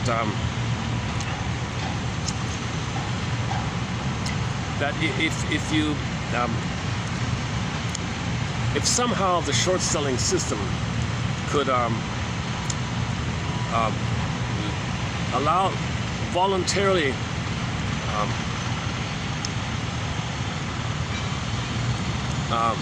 reduce their plundering by 5% even, there'd be universal basic income. Everybody got 24 grand universal basic income, 24,000 a year. Okay, free education, free housing. The real economy would grow because there'd be a real economy. It would develop. No taxes, no fees and things. So you'd have the real economy, and from this real economy, they can be fine. The 20% can be fine, and the 80% will be even fun, will be happy and strong, right now. But he says there's a paranoia because about this. So the 20% hit the two sides, so they can feel safe in their situation. Spread room, Iago technique, spread rooms against two sides, and they feel safe having their what is it called? The feast, he called it. Bruce Coburn called it. Our linked song. Okay, if you want a quick summary of what I'm talking about, play the song "Call It Fill in the Blank" by the folk singer Bruce Coburn. Call it fill in the blank. So he describes the plunder system in that song, "Call It Fill in the Blank." So that alone describes the plunder system. A 1-hour video presentation by that Perkins guy. So 20% show up to 80%. Hey, 80%, I just magically say, you owe me, give. And you're in debt, and you gotta keep on giving. That's how they plunder. That's what the whole force is for, to enforce it. Now you got 80% of poverty, giving, working, working. So things are being sent over. So everything's built on slavery, all this free labor, cheap labor, forced labor, slavery, all this stuff. I don't want to get into that topic, but that's part of the extracting. So you're extracting like this. And you hate them, say bad things about them, and extract. So you need them to feed. So sometimes parasitic, they would call it parasite like them. So 80% of the host, 20% is the parasitic kind of hemp vampire squid idea. So I don't want to, so anyways, in the outer world, you commonly see these quote-unquote two economies. You can't even really call it two economies. Yes, one, the real economy, Main Street economy, that's the real economy. But this other thing, okay, this other so-called, I'm still not sure what to call it. I'm just going to briefly call it what the guy said, the vampire squid thing. This short-selling shell game thing where everyone just exchanges little things, and then suddenly divvy up or divide up, and then poof, you print out of thin air all this money. Now they got this abundance of money to buy up everything and suck everything up, and the 80% are suffering like this. So the real economy is under pressure by the sucking thing. So this one hedge fund guy who's actually doing this himself said, you know, by the way, just for fun, I guess. I don't know why he's doing it. Did you know that if you tax the speculators 5% of all their transactions, you'd have universal basic income? The real economy would be so strong. There'd be so much activity and creativity unleashed, so much productivity, so much healthy real economy. People would enjoy it. There's a real economy. People express what they really like. They want a schooling for it, free schooling. You get sick, free health care, free schooling. We want a strong, healthy economy like that. And then the 20% are just simply taxed 5% of their transaction. Now I don't know details of this, but it just got me just got me thinking about this idea of as above, so below. And it's true, a lot of people say there are two quote-unquote economies. The real and the beep, fill in the blank. Financialized economy, money economy, speculating economy, all-state economy, short-selling, plundering, pillaging system, financial banking. I don't really know exactly myself. I don't have the right term for that. I don't have the right term for this. I know one famous person calls it the financialized economy, or the monetized economy, or the money economy. It's not too clear. What do you mean by that? What do you mean by that? Well, it's an economy, but it's not a real economy. It's a sucking thing. You can't call economy implies something productive. There's no productivity. It's a sucking thing. The confusion is there's a minimal need for financial services like that.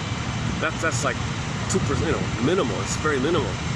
99.9 of what they're doing is just to siphon the real economy, So that's the metaphor. So in the mind, we have Main Street, Wall Street. Put it that way. And the Wall Street could be the vampire squid. Just like in the outer world, you got the regular economy and the vampire squid system sucking like that. So that got me thinking about this song I found this morning. Instead of the vampire squid thing, okay, you can think of it as this creature thing. This creature.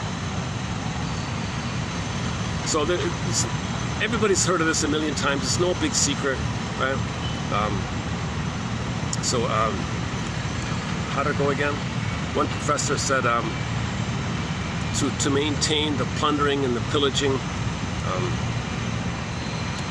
they had to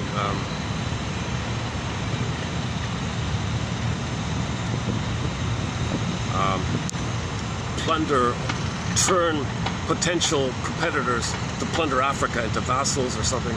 So they had to pull in the U.S. side or something. In order to do so, they had to take over the whole money system. So, because normally a country would print their own money or something. So these wealthy characters, he says the head of it is a guy named Paul Warburg or something, whatever, I don't know. So they secretly had a meeting on the famous island in Georgia called Jekyll Island. It was all covert. They dressed like duck hunters, so to see them. Some reporters were following them. They were booted away. They're all mysterious like that. That's what the song is about. And these guys, these guys, the heads of the 200 family. He said 100. Somebody said Peter Phillips said it's 200. He said 200 people own the whole thing. 200 families own the vampire squid thing. Okay, he said it's 200. One guy says 100, he says 200, whatever it is. You got 200 families called financial dynasties or military plundering dynasties, whatever. He says, so the heads of them went to had the secret meeting like that. And they included some stooge or some, I don't know, some flying monkey or something to instruct him. Look, here it is. New rule, okay? You guys cannot control anything with money. Only we, our families, we do this. You get it? So here's a piece of paper, and you find a way to change your rules amongst yourselves to agree that all the money is with us, and that we'll give you the money on a piece of paper, but it's an automatic debt that you owe us. Like when you give it a piece of paper, it's a, here you go, here's $100, but you got to pay it back with your labor and interest compounded, and it's impossible, insatiable. So back to the song, it just accumulates to keep the gobbling. So the guilt, the debt thing, because you feel guilt. Remember, you feel guilt. It's debt. Guilt and debt are synonymous. So you put others in debt. That means you feel guilt. Guilt means pain. Pain because you couldn't save your mother. Pain because you thought you were defective. You felt guilty because you were no good. Because your mother didn't love you, you felt defective. So you did something wrong by being defective. An immense amount of guilt. The outer reflection of the debt plundering, cycling, looping, infinite time, no time, is this constant. So the piling up the debt is the constant feeling of guilt. So debt cycling up, the inner, always feeling guilty. So you got to heal this trauma like that. So as I understand it briefly, the lacquer guy went to changed the rules. So he said to his to the local I don't know, government or something, hey guys, it's Christmas, go home. We're not going to pass any new laws or make any big changes or anything like that. Don't worry about it. Most likely everything will be smooth. Why don't you guys all just have an early Christmas break, eh? Yeah, take off, right? So they all did basically, and only a handful left. And those are the handful that switched the thing and put the stamp on it. And that was boom. That was the day, 1914. And when they did that, okay, boom. Then they used all the people to pay them to go over to prevent, you know who, right? Whatever his name is, from competing. Oops. sec. Oh, it's coming right at me here. Hold a sec.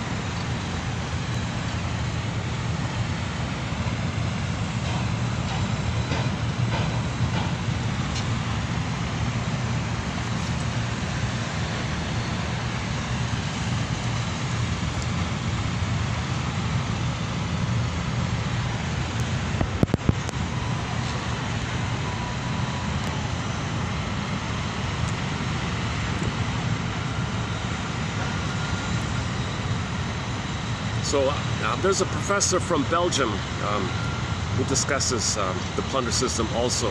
So it kind of fits in. So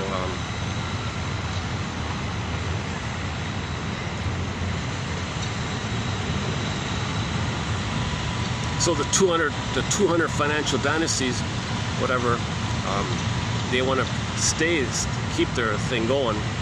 So in order to do so, they put others in a helpless place by plundering these places and say, you're in debt, you owe. So if you wreck them, then no, you owe. Now they're all in debt or something. You got to do what we say, kind of. So basically 2080, right? But you know, part of my curiosity is because when I was in school, no one understood the 1814, Canada, U.S., 1814. Like we were told very little about it, but no one knew what happened. I don't get it. No one understood. He didn't understand. Teacher didn't understand. No, but history people don't know anything. It's really true what they say. It's really remarkable. They don't know anything. They're just babysitting or killing time or something. But apparently. Some president of the States, was it Jefferson or something? He said, "No, you're a bunch of vipers." He said, "Get out of here. We're not gonna. We're a real economy. Just leave us alone." But the 200 families came and said, "No, we control everything. You owe us. No, back out." So he didn't want the local to be plundered. So, but they are plunderers because the slavery. So they were plundering with the slavery, but others wanted to plunder their plundering. You know, so that's the greed like that. Everybody's so greedy like that. So anyways, on the one side, I think Mr. Jefferson, he said, no, go away. And then the Count de Lashback was 1812. So they sent in the Canada side, which is owned by the European side, right? It wasn't Canada at that point. So the Canadians crossed over to attack. They lost, right? They burned the White House, so they got some token little thing. And we burned your house, haha. No, they lost. They got pushed out. And then there was there was more or less prosperity in the 1800s. After that, 1814 to 19. Oh my God! Oh, son of a gun! I just realized that 1814 to 1914. Oh my God, 100 years. So there was a sort of 100-year prosperity with the continuing. Because they just murdered 70 million indigenous people and the slavery and all that, so they were building and all that. Anyways, meanwhile, what is it, 1914 or something? How do I go again? So 1914, oh look at that, I didn't realize that, 100th year anniversary, right? So they said we gotta coerce, convince the people to let the den of vipers back in. The vampire squid's gotta come in. So they created some desperation in 1907 or something to motivate people to agree to let the vampire squid come back. So the people who knew about this were all on holiday. They didn't know about this. So the stooge for the European financial heads or whatever, here's your orders. Change your papers over there and say from now on, we are an independent private cartel, and all the monies, and then we'll print for you whatever we want, but you owe it back. That's why you see the debt going up like that. It's just a made-up thing to gobble, to control, greed, gobble, right? So we're a devouring planet like this. And then somebody said all these conflicts you see is to preserve this. If there's a threat to it, like that Jefferson guy. He was a threat to it. He kicked out the Den of Vipers, and then there was that War of 1812, right? So all these kind of wars are from this thing, he said. So again, I don't want to go on. I'm not a historian. I'm not going to go down that kind of path, because now you're getting into all these. You're hitting sensitive. It's a sensitive topic like that. But you got to have a very strong personality, like that Mullins guy, right? What's his name? So I didn't know this, but there was a very, the leader of the quote-unquote true history knowledge movement was this Mullins guy named Mullins. EU, how do you pronounce his first name? His first name's a little uncommon. I'm not sure how you pronounce it. It begins with EU, something like that. Not Eunice. It's not. That's a female name, Eunice. Not Eunice. Maybe like a male Eunice. I forgot. Anyways, I remember the Mullins one. I didn't know this, but he was he had some help, so he had some support. But he was harassed his whole life and all that. They harassed him endlessly. Whenever he tried to speak to an audience, they would harass him endlessly, like that.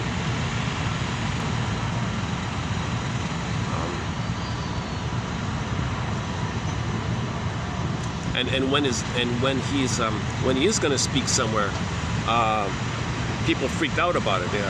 Keep him quiet. He's got a close friend. He had some protection from a close friend or something, so they didn't want to stir things up too much. Just minimize his voice or something. But he did manage to put out a few books and a few lectures like that. Or the easy one is the Mr. Perkins one.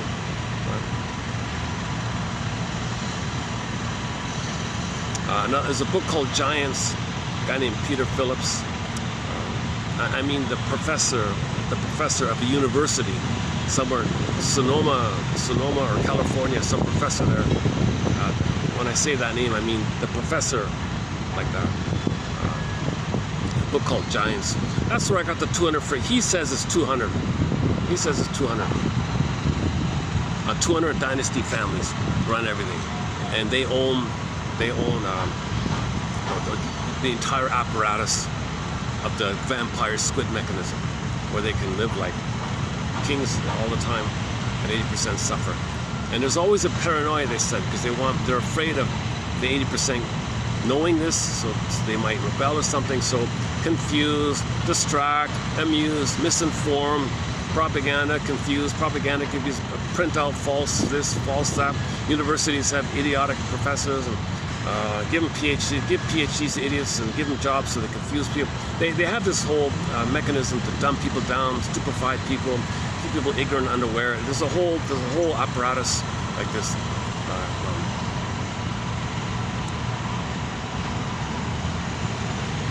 And you're even brainwashed to think that the victims are the bad one, and the one plundering are the victims. They even flip it like that. That's part of the survival. If you flip things and glorify the aggressor and demonize the one you plundered and hurt, that's part of the survival. That's the chameleon thing in the mind, the BPD amalgam magic mirror in the mind, the chameleon thing in the mind. So this vampire squid has a chameleon brain, put it that way. The creature from Jekyll Island, the creature from Chameleon Island, how about that? The chameleon, no. Okay, the creature from Chameleon, the chameleon creature from the Twilight Zone, from the unconscious. The chameleon creature from the unconscious zone, from the Twilight Zone. The chameleon creature from the Twilight Zone, in the mind. That's there. His mother failed you. She betrayed you. She hurt you.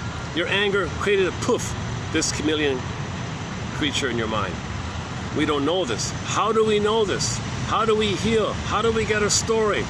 Unthought known, it's known, but how do we think it? Well, create it on the outside. As above, the behavior and the things we create on the outside is a reflection of the imprint, so we can know the imprint. So you can only face the trauma if you identify the trauma. How do you identify the trauma? You create things on the outside as a reflection that it came from this inner thing.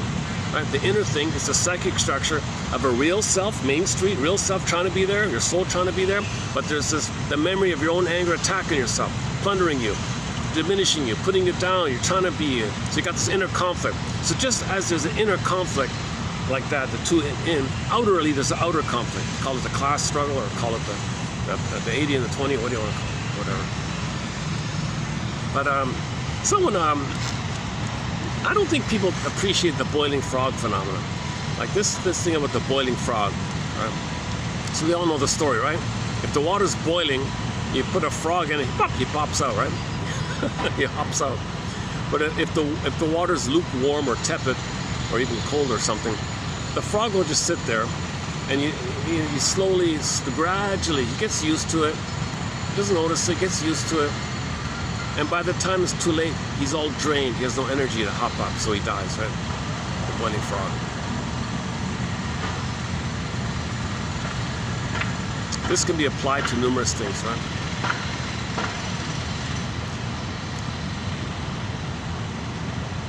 Think about the soil the nutrients of the soil being sucked away. Now the nutrients in the soil is diminished. Now we're eating out. The quality of food, lack of nutrition. Somebody said lack of nutrition in the food means your body is hungry, so you eat more looking for the nutrition. Plus, the nutritionless food extracts nutrition from your body to compensate. Now you're depleted, now you're hungry more for more nutrition, but it sucks you. So, you see, even there. That's one theory about being overweight, somebody said. The recent quote here. It's funny, whenever I don't, this is not common. This video is very, very rare.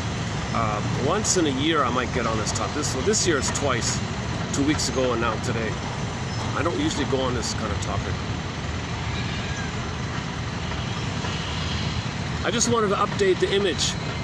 So another image for the vampire squid in the mind is the creature from Chameleon Island. Creature from Jekyll Island. Jekyll, yeah, look at that, eh? Jekyll and Hyde, Jekyll, right? It's even named like that, Jekyll. Shadow, Jekyll's the shadow, right? Mr. Hyde is the polite guy, right? And he's got this dark, angry, embittered, enraged character like that.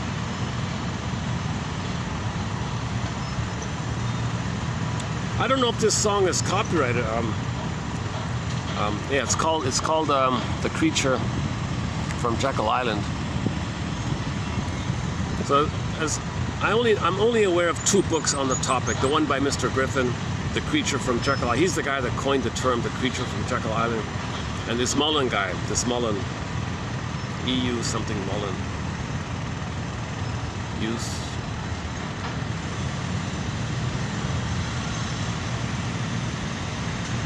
I could look it up now.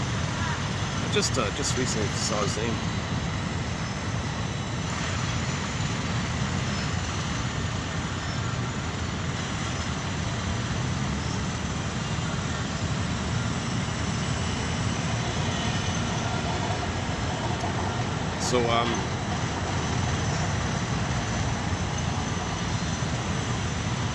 So man in the mirror, right? So if we observe globally, right? There's this Wall Street, Main Street kind of thing. Well, look inside. That means there's a real self, like a main real self trying to be real self, right? Real economy in the outer, real self within. Okay? As above, so below. There's a real economy out. Well, there's a real self within, right? It's kind of limited. It's not expressing its full potential. That's what the guy said. Tax the speculators 5%, and you'll see the real self like that. So if we can diminish this inner critic, if we can recognize this inner critic as our cry for love for our mother and realize and understand our mother, we're diminishing this, so we might feel more real. When you diminish this voice in the mind, okay, that's gonna come about if you put your mother on the couch. Get your mother's story. Why did she fail the baby? Why did she betray the baby? Well, a lot of these theories are helpful like that, right? And then ultimately you want to get to a place of the greatest hurt of all, the thorn day, back to the 7 days. With the thorn day, is you realize, oh my God, I'm dysfunctional, tied there, waiting and hoping in a relentless hope that dysfunction means I've got mother's love in the past, and you fixate it. It's pain, but sugarcoating. And you got to lift the thorn. Okay? You lift the thorn, there'll be some feeling release. That means you understand the situation where you have a nest of knowledge to hold your feelings. Psychoanalysis looks for an egg in a basket that's missing. When you understand, then you're going to be able to feel. You got to now know what you couldn't have known, setting it up so you can then feel what you couldn't have felt. When you get to that point, okay, that means you give up all hope for a better childhood past. When you can give up all hope for a better childhood, give all hope for a better childhood past. You lift the thorn.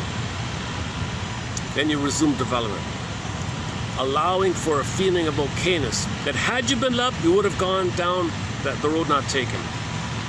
I mean, the neural circuits of having been loved would have been laid down had you been loved. Now, when you give up hope for a better childhood past, you now allow for some sense of okayness that if you're healthy in the present, there'll be a new underpinning of okayness. Oh, okay. Yeah, it's new, but I feel okay about it. I can do that. Now you're laying down new tracks. Now you're living in the present. Now you're healing. That's the turnaround point, right? When you start to feel okay, that you don't have to save the mother. You don't have to be dysfunctional, please the mother. You don't have to sacrifice yourself to please the mother.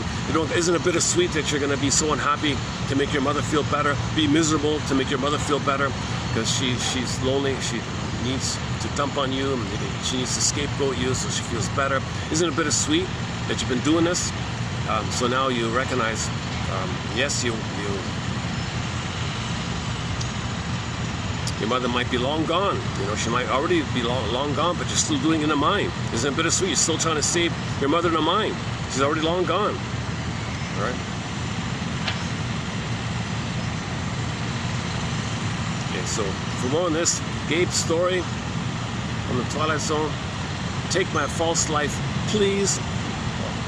These are all Twilight Zone episodes. Take My False Life, Please, about facing shame. Gabe's story. One Life Furnished in Early Emotional Poverty, the closing narration in particular, about the bittersweet idea. And there's a bunch of others here. Oh, Howling Man from the science fiction film called, Howling Man from the Twilight Zone. And another one is a science fiction film entitled Forbidden Planet, 1956, Forbidden Planet, about monsters of the id. So monsters of the id, it's synonymous. The creature from Jekyll Island in your brain, in your mind, is a monster from the id. Right? So just as we say monster of the id, what's the id? The elementary basis of the unconscious, right? Unconscious. Primary process meditation. Pre-verbal, imaginal. So it's the image of a monster. In the film, they were portrayed like these Tasmanian devil, spinning those cartoon characters from the Tasmanian devil one, right? So in the mind, we have a Tasmanian devil.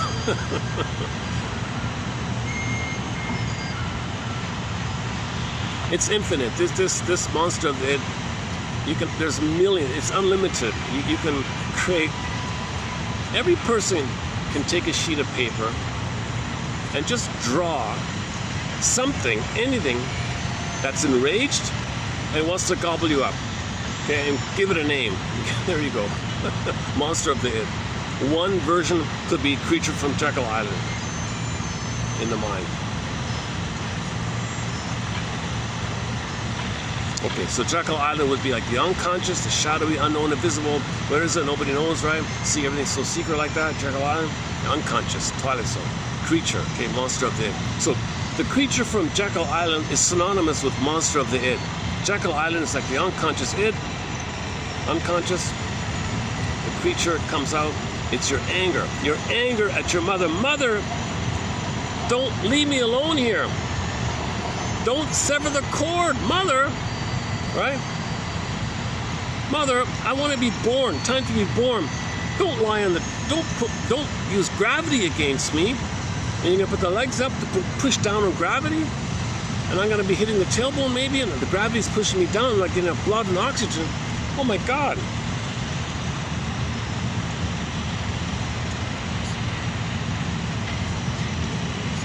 Father, just do it the regular way. A squat, stool, use a stool, birthing stool, a squat or something. Don't use gravity against me, okay? Disclaimer, disclaimer, disclaimer. I'm not a doctor, but one quote was about that. That in order to create flying monkeys, to traumatize the babies, okay, to make them dumb and turn them into flying monkeys, to pillage the plunder, to actually do the physical plundering. Okay, to go over there, you owe to give me, you need flying, quote-unquote, flying monkeys. Okay, the wicked queen is the monster of the dead, like that. You need flying monkeys, just as the queen needs flying monkeys, right? So in the mind, in the fairy tale, okay, the wicked queen and the flying monkeys. In the outer world, you got the 200 there, and you got all these characters who do the actual 100. Oh, for Pete's, oh my goodness, hold on a second. Somebody's just sitting right there. Oh, somebody's just, hold on a second. It's okay, I guess. Well, I didn't notice it. Just to my side, just to the side there. My view is blocked, but just to my side there's a guy watching watching a movie with the headphones on a camera, eating his lunch. I didn't see him.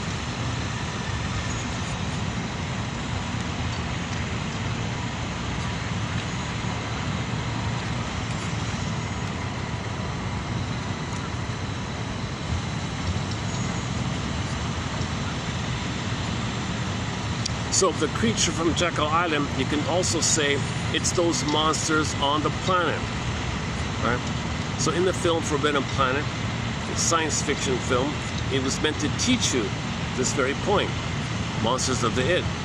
So just quickly, once again, in the science fiction film, there were these very advanced people called the Krell. They were millions and millions of years ahead of humans. So their knowledge of physics and quantum this was way, way beyond human understanding, right? And these people, we don't know exactly, it wasn't told exactly why, but they had they made, maybe like a toy or like a recreational thing, I don't know, they made a planet the size of Saturn by their machines, like by their technology. It was so that's the Forbidden Planet idea. And what this planet would do was, if you're on it, if the Krell was on it, and had a thought, he wishes something, poof, there it is. It would materialize. Magical thinking. You think it, there it is, right? So they would materialize your thoughts. Okay, so enter Mr. Morbius from Earth. So you got this scientist, this language professor guy or something. He knows all the languages, right? He's on this planet. The Krell are not there at this point. But he's on this planet trying to figure this thing out. Whoa, this is not like an organic thing. This is like people made this. Somebody made this. What the hell is? How does this thing work? So he spends his whole life trying to figure. He's a language guy. He's trying to figure out the language of this thing. So he finally got to the conclusion. Hey, I have a wish for something. There it is. Oh my God! Do you mean to tell me if I want a nice,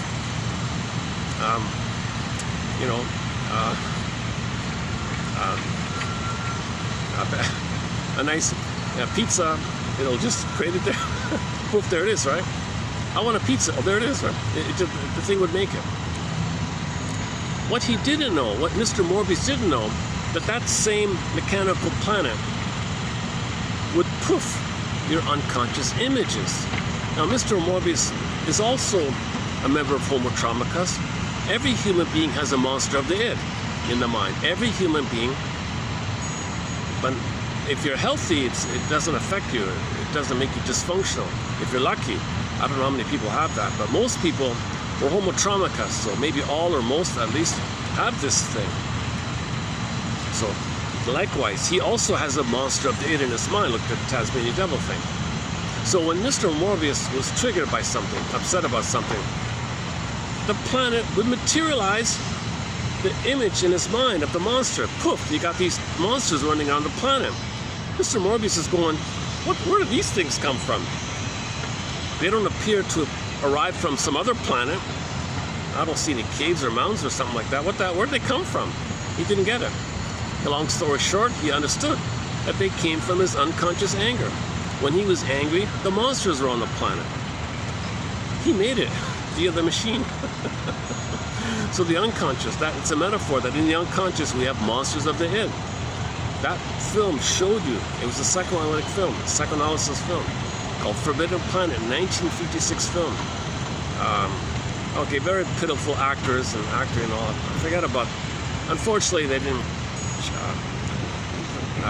Mr. Morbius himself wasn't too bad as an actor. The rest of it was kind of, the captain of the guy was a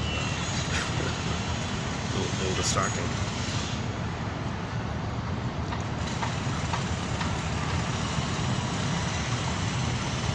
So if you can forgive the low-budget acting and all that, the idea was very good. Forbidden Planet, 1956, the heyday of psychoanalysis.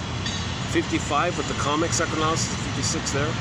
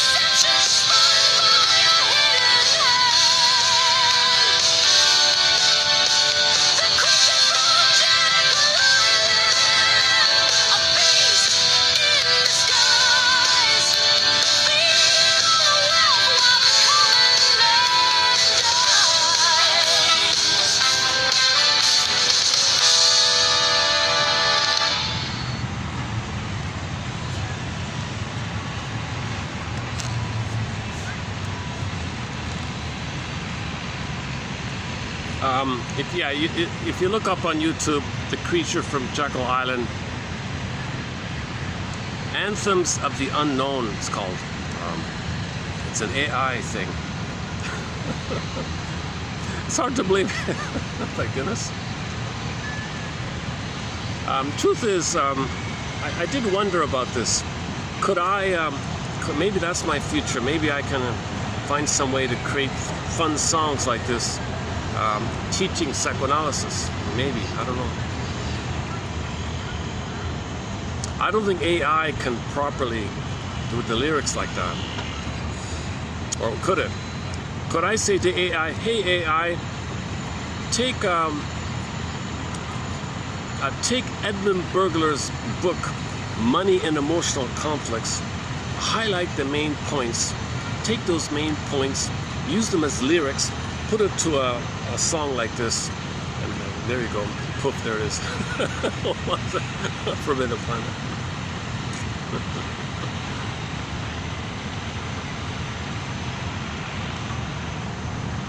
Man, oh man, yeah. That's an idea. And if I could have like an album, like a CD of that.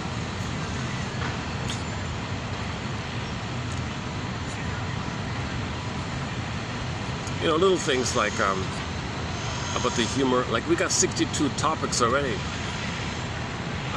I have enough material to produce 62 AI songs about psychoanalysis. What about passive aggressive? What's passive aggressiveness? For example, things like that. Repetition compulsion. What's repetition compulsion? That's the key one, right? In trauma, you repeat. Repetition compulsion means you're living in the past. You're always in the past. The present is just replay of the past, new editions of the past, contemporary versions of the past. Yes, you understand the present is the present, but in terms of your agenda, your motivation, what you're feeling, what you want, what you need, you're recreating a version in like a hypnosis almost of the past, hoping for a better past, hoping for mothers up in the past. That's dysfunctional. It's dysfunctional to live your life again and again and again, hoping for a better childhood past. That's the thorn idea. You're fixated there, right? You only lift this thorn when you identify. So first get the ideas and the theories. Then you got to sit with someone.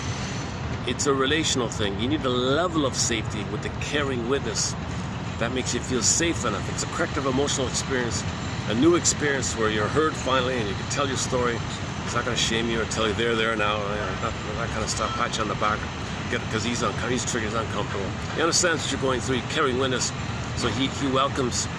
He's okay when you lift the thorn, and you feel free. Emancipate yourself from mental slavery, sings Bob Marley. None but ourselves can set us free. Yeah?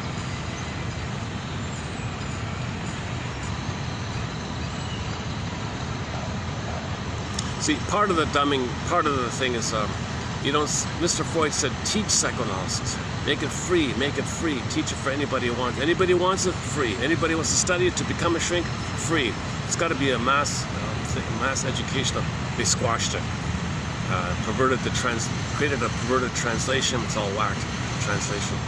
It's kind of diminished like that. Luckily, hundreds and thousands of authors have waded through it.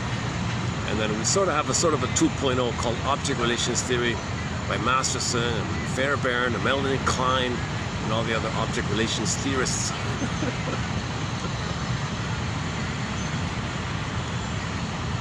and you got and we have a lot of some self-help authors saw a shrink, so they're analytically minded when they write their self-help books. Those few books we have in our collection. Lucy Freeman recently we posted some quotes from a book called Fight Against Fears. Okay, let's lighten things. Let's lighten things up here a bit. I found some. Yesterday, I found some. Just some fluffy. Let me just lighten things up in here. So this is just some one-liners from a self-help book or something. Somebody quoted some self-help slogans, like positive, inspirational quotations, kind of thing.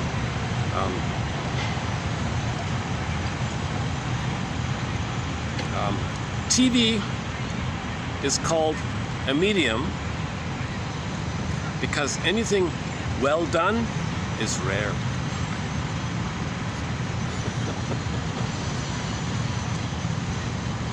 So the well done, you know, what about the Twilight Zone, Route 66, Judge with the Defense. Oh, I'm in the middle of watching Decoy. That's well done. Decoy, TV show called Decoy. Stony Brook. Have Will Travel. Not all of it, only portions of it. The Partridge Family. That was okay. Partridge Family. Head of the Class. The actor who played Johnny Fever in WKRP in Cincinnati, he did another show called Head of Class. He was a teacher for the gifted kids. In that show, one student was upset. He said to that student, you know, there's something in you that makes you you. Just to give him some confidence.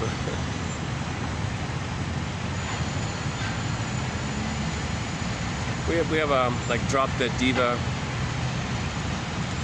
Oh, Harry's Law. Oh my God, yeah. Okay, you know what part of all this in that in the legal comedy drama called Harry's Law, there's a guy in there called Thomas Jefferson. That's his name, Tommy Jefferson. The guy who booted out the Den of Vipers and then invaded that's what the war was about.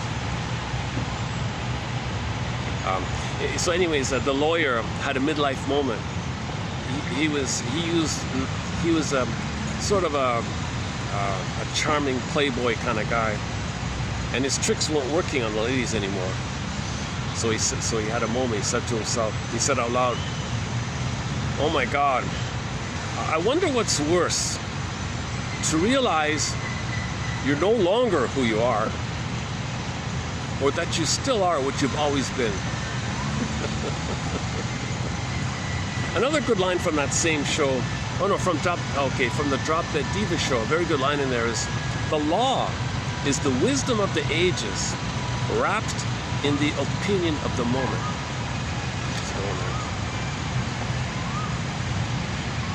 So we've got a massive collection of quotes from film and TV shows, Judge with the Defense,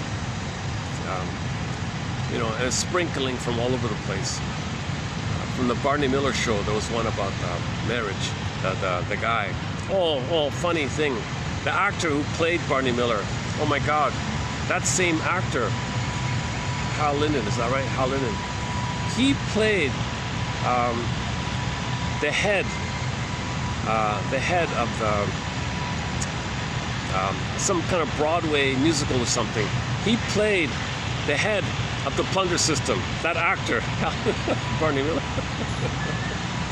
It didn't do too well. There's not much on it, but yeah, it was supposed to be some kind of a feel-good propaganda stunt to think how well of them, to think well of the plunder system. So they used him in there. He's a handsome, nice guy, and all that. Anyways, in the Barney Miller show, he was having marriage trouble, and one of his staff said to him, "You know,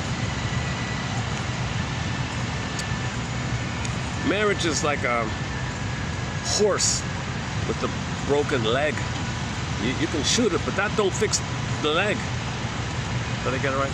Marriage is like a horse with a broken leg. You can shoot it, but that don't fix the leg. Oh my God. So he saved the marriage. That one-liner saved the marriage, I think. That's the only quote we have from that show. I'm not really a fan of that show.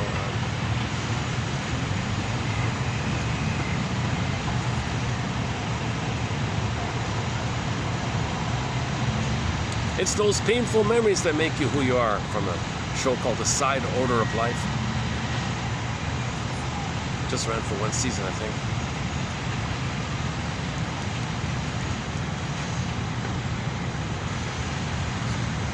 Yeah, from the Stony Brook one, one guy had Asperger's and they were picking on him. He said, "Why are they doing this?" The reply was, Some people have to find ways to make themselves feel important. They're not familiar with you, so it's easy to scare people because you're unknown. And in the mind, when your mother betrayed you and you got a monster that's unknown to you, the first fear of the unknown is this vampire squid in the mind. So all you got to do is identify somebody in your environment that you're not familiar with, somebody a little bit different, and paint them as a scary thing. Bing, bing, bing, Pavlovian's dog. Bing, bing, bing, everyone's triggered. They feel the monster of the id. You transfer that onto Jody and say how dangerous he is, and they try to drive him out of town. The poor kid, he was just a simpleton kind of thing. Well, why are people doing this to me? Some people, so the guy orchestrating this wanted to feel important, be a savior, make him look good. So he scapegoated poor Jody, as he was alone like that. No one understood him, something. So luckily, our hero, Stony Burke, the guy who plays the Hawaii Five-O show, the same guy, had to step in.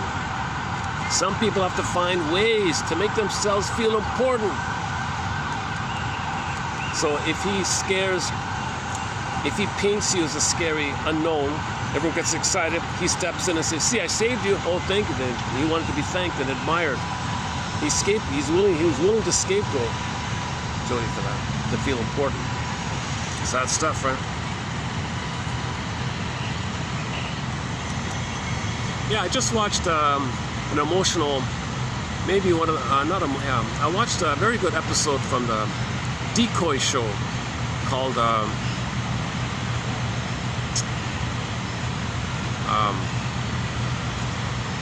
he had a son or something.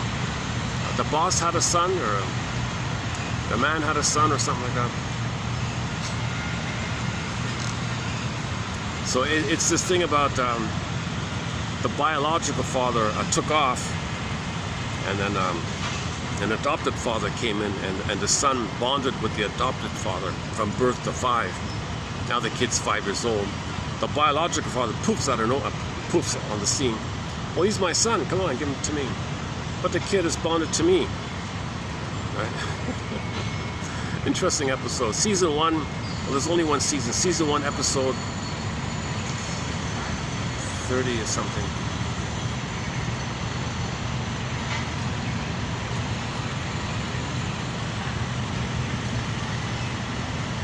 I talked a lot about the episode about sibling rivalry. The woman with amnesia, called Lost Saturday, about the daughters fighting with each other. Because one mother did either or with the kids. You're a good daughter, you're a bad daughter. And those kids, the bad daughter was immensely jealous and had a problem like that. So mothers who do such a thing, okay, they have psychic splitting in the mind. So the reflection would be they might see it that way. So if a mother plays favorites with the kids, she's got trauma. She's got trauma. That's a clear sign.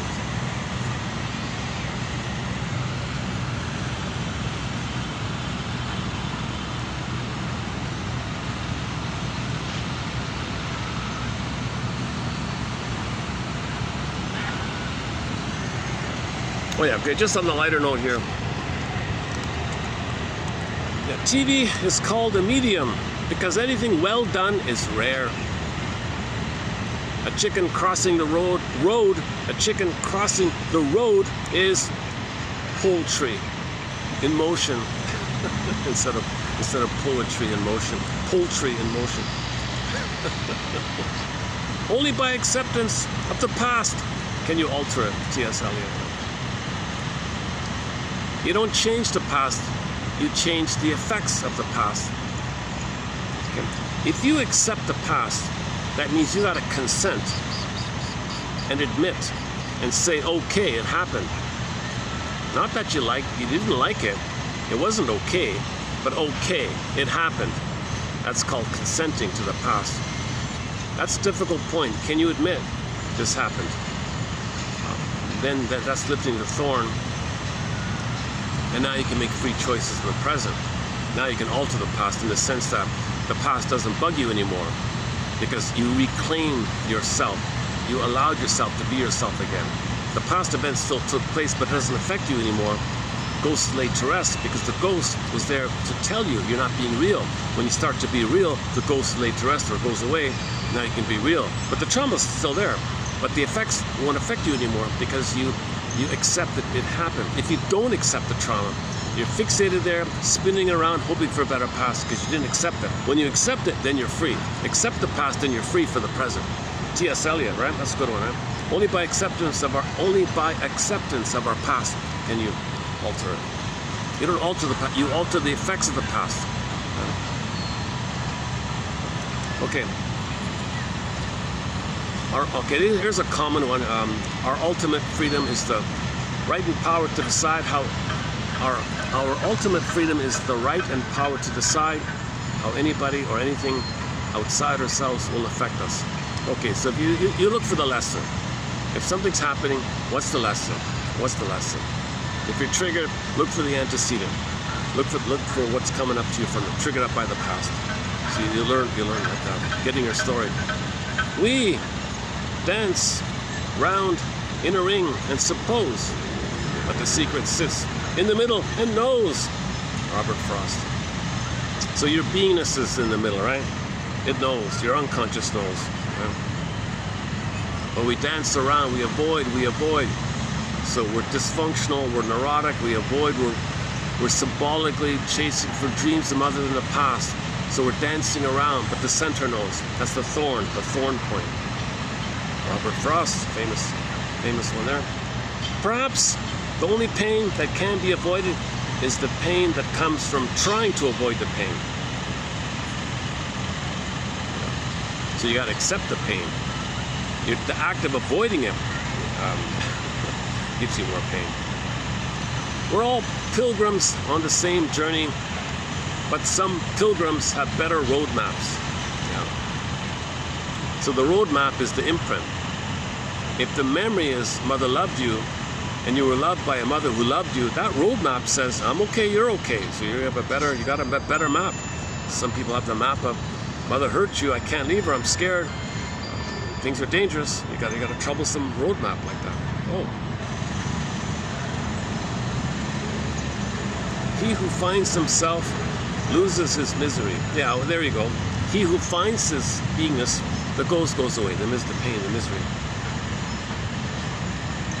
We don't know who we are until we see what we can do. Yeah. So your doing comes from your being. That's why Mr. Hollinger says, children, when they are curious and have interest, the mother's got to say, that's great, that's awesome. When the mother said, don't touch that, don't do that, that came from his being. His doing came from the being. You squash his doing, you squash his being. He felt shame. Mother said, don't touch that, he felt shame, you rejected it. He only knows his being from his curiosity and his interest. Some others have to protect the interest. It's very easy to maintain the interest. So his example was that the kid was pulling the ribbon on a gift that she prepared. She first said to the child, isn't it wonderful how when you pull the ribbon it gets longer?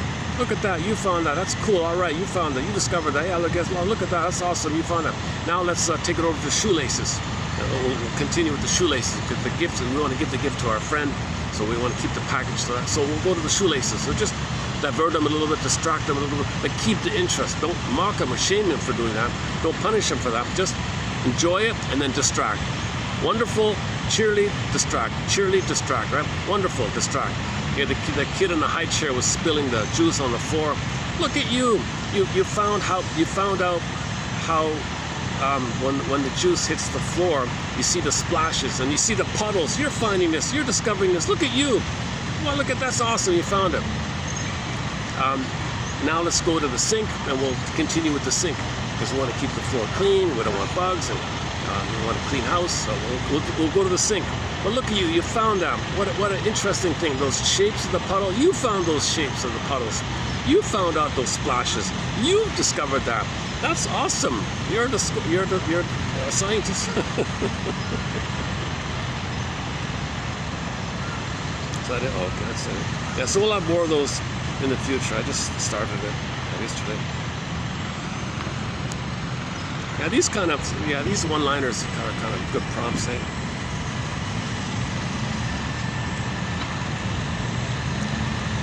Okay, coming up in the pipeline,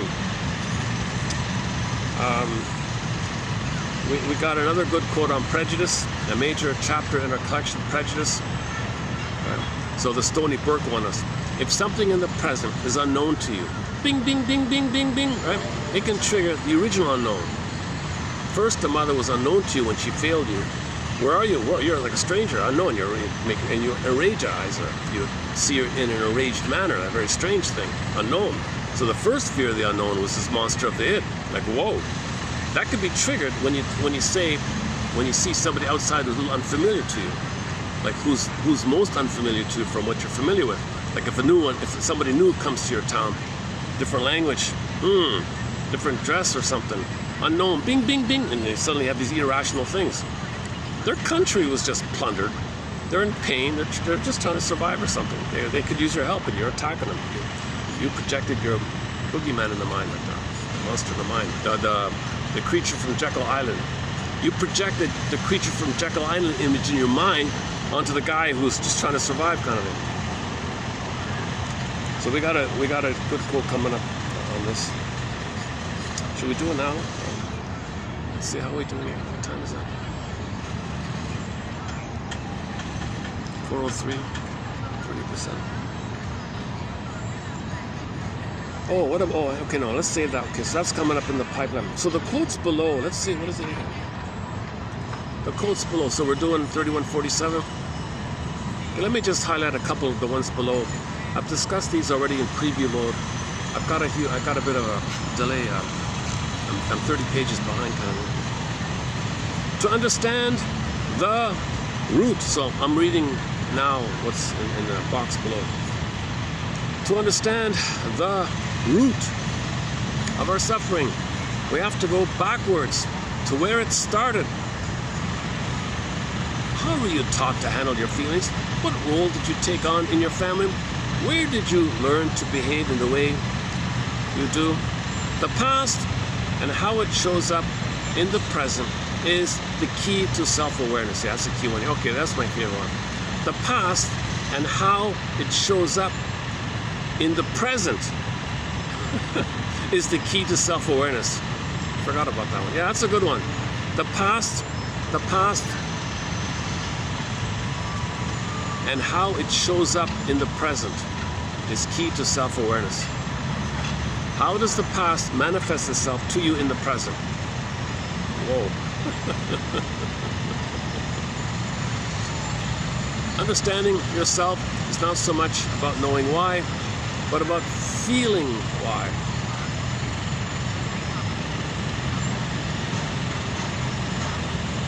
Okay, we don't have many quotes about the pressing down of the feelings.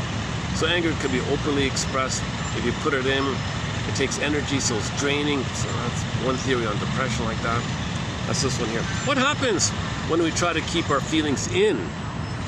Even more energy is needed to squash them all down. To keep this energy, it requires a lot of effort, as if you're continuously pushing down on a box filled with forces that are pushing upwards. You're going to be pretty damn tired after that. Repressing our feelings uses up an enormous amount of energy, which can cause depression due to energy lost in pushing them all down for so many years. Depression isn't only about numbness, though. It's also about physical exhaustion. Depression can really be just an absence of feeling. So you're trying to feel, press it down. Depression is not a feeling. Depression is the phenomena that you're not feeling. Not feeling is depression, because you press down, deep press down. It's a relief to feel your real feelings. Whew, it's a relief.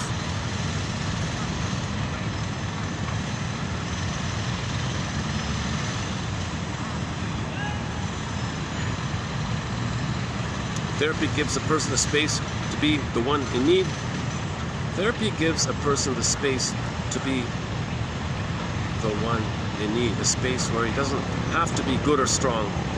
Okay, so you can be vulnerable in the therapy process where he can safely have these feelings and learn that nothing terrible happens when he has his feelings.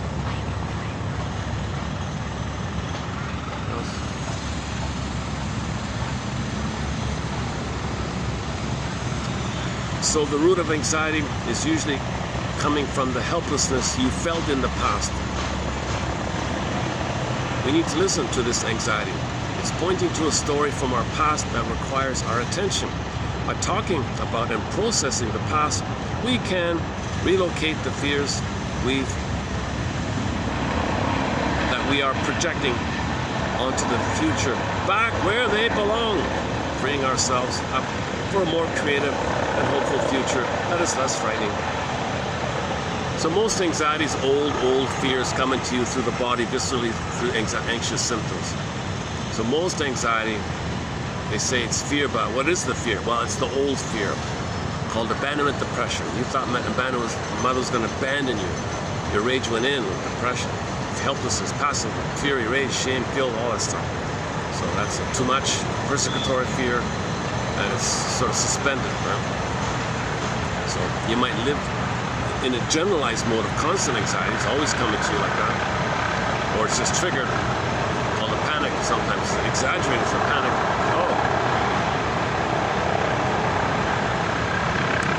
The routine is there's a helicopter lands, and I'm thinking maybe it's the guy. Maybe it's the guy's lunch has arrived. His pineapple pizza arrived. And then a minute later it flies off again. Every day it does that.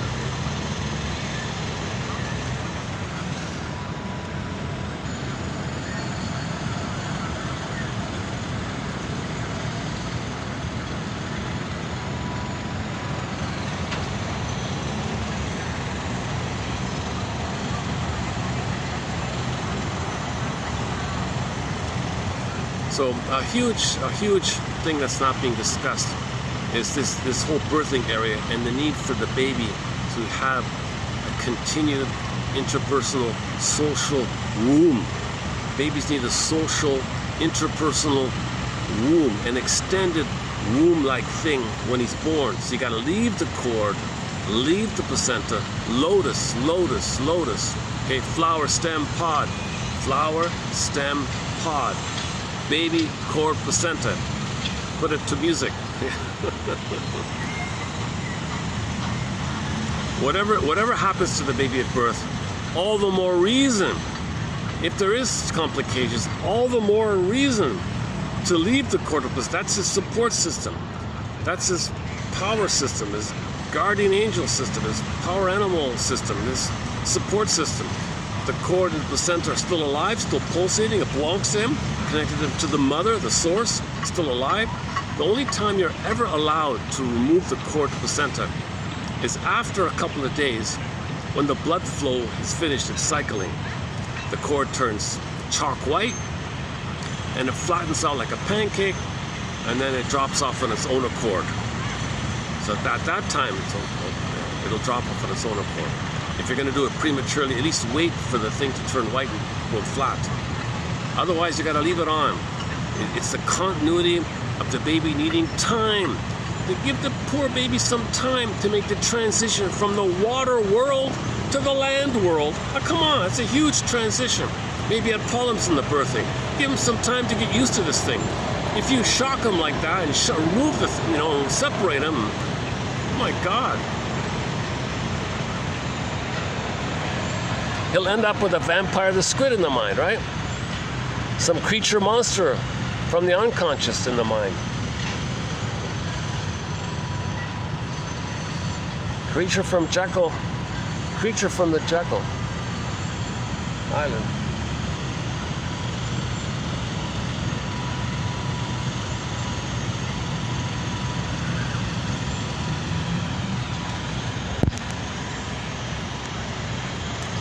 Okay, what else? Anything else? What else?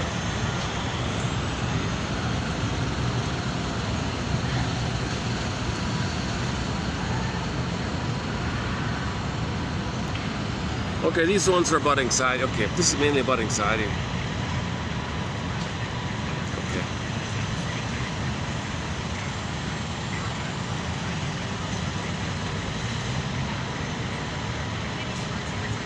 Okay, yeah, okay. So this is just a good solid one about anxiety. And my favorite one here is the past and how it shows up in the present is the key to self-awareness. That's worth the page alone, that one line right there, I think.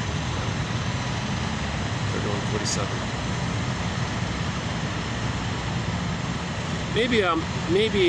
Maybe I tried to play that song as copyrighted. Maybe you didn't even hear it. I don't know if these AI songs are copyrighted or not. I don't know the deal with that. Why don't I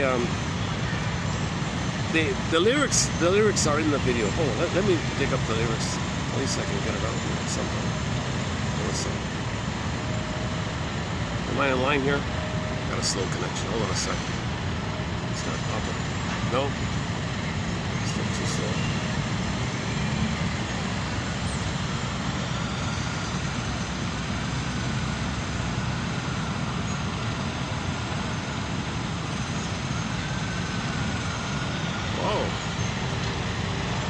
I got a very slow connection today. Sometimes it zips along, sometimes it drags on like this. Still? No? I want to read the lyrics to the song. You can hear part of it, right? The creature from... No, it's not showing up. Oh my goodness. Let me reboot it. Hold on a second. Give me a second.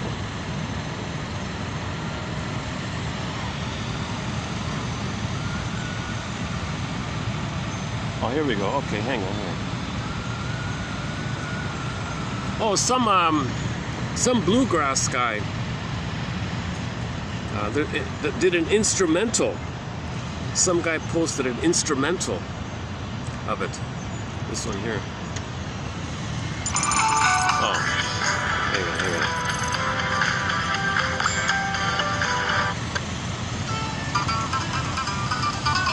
This is just an instrumental called Jekyll Island.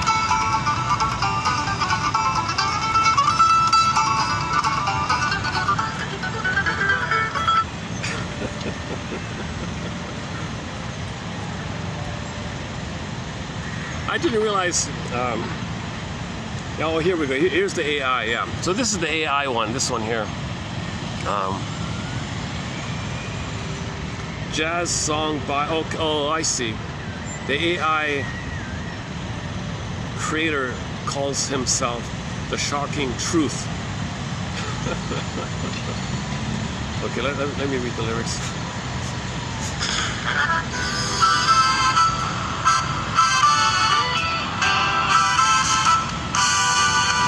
Okay, so I played it already, right? So assume I just want to read the lyrics.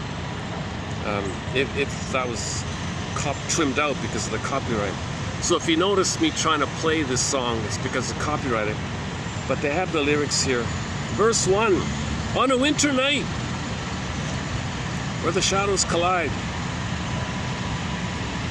So remember, this is the idea that these 200 wealthy families in Europe, I guess, came over to North America, to the States, and wanted to completely control all the thing with money, right? And then if that means they would print it, this private these 200 families would print it and then give it to you and say, all right, here you go, here's your money, and we'll print it for you. But each time we print it, it's a debt. There's compound interest. It's a loan, but compounded, and you can never pay it back. It compounds like crazy. So that keeps you in debt, right? And they print it more. And if you want to, and what they do is you can't pay. Oh, they'll print more, and you owe more. You print more, owe more. So we're gobbling the planet for a quick buck, right? That's the way to control people like that. So, but prior to this event, this event. 1914 or something, I forgot. The day before Christmas on 1914, right? They wanted their stooge to script it. New law. We don't control the money anymore. If we need money, we go to these 200 families. Okay. So this phrase, Federal Reserve, it's nothing to do with federal. There's no reserve except it's a private. It's owned by these 200 families. You can't buy shares into it. No, doesn't make sense. So it's a privately owned, controlled financial system by these 200 families, I guess, according to him. And somebody joked, can I buy shares in this cartel thing? Really? You're going to go to the mafia and say, can you buy shares of the mafia? Gotta be kidding. So somebody joked about it. And yeah, so that they wanted to control. See, somebody said, I care not who controls this, that, what not. I don't care. Because the one who controls the money controls all that. So I don't care about the other stuff. The one who controls the money controls everything else, right? So these 200 families came across because they wanted to stamp down any competition of plundering Africa, I think, or plundering the planet, basically. And they thought that somebody was going to kind of try to. Apparently, it was just wanted to plunder them. Like they wanted to protect themselves. Like they wanted a little strength to not be something. They weren't a threat to them or something. They just wanted a little better situation. I don't know. Anyways, they said paranoia. We gotta clamp you down or something. Well, we don't have enough flying monkeys here. Well, how do you get flying monkeys? Well, control the money. If you control the monkeys, you control the flying monkeys, right? So they came over in this fateful day to the secret meeting in this little island privately owned by one of the family members, or was it Warburg or something? Apparently he was the head of it, Paul Warburg or something. Is that right? He was the genius mastermind of it all, something like that. I don't know. We hear their names floating around. There's 200 of them, not just the famous ones, Rockefeller. Not only these famous ones. There's other ones too. Right? It's funny because I posted some quotes from Lucy Freeman, and I saw, when I looked her up, somebody said that she married, that's not her real name. She married into one of those families, the Freeman family. She married into it and gave up her family name and adopted her husband's name, and she's in that. And they said that when the family member marries outside and they pull them in, they're only on the periphery. They can't be involved in it. So Lucy Freeman, what am I going to do here? Okay, I'll write self-help books. So they gave her free reign. Go ahead, write your self-help books. Interview the shrinks. Write about it. Go ahead. I'll leave you alone like that. Just don't interfere. Don't interfere with plundering the planet. So her husband was plundering the planet, I guess, and she was free to write these self-help books. Strange setup, right? So if somebody by chance, if some family member in the 200 by chance falls in love with somebody outside the clique group in her marrying thing, that person has no rights in it. Like they have to be like outside, but they're accepted or something. So Miss Freeman I think it seemed to be in that situation. Luckily, she made the best of it. She gave us the book Fight Against Fears.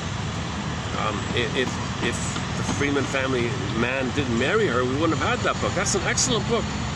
That's an excellent book. It promotes awareness and consciousness and healing, right? So we got to promote that book, right?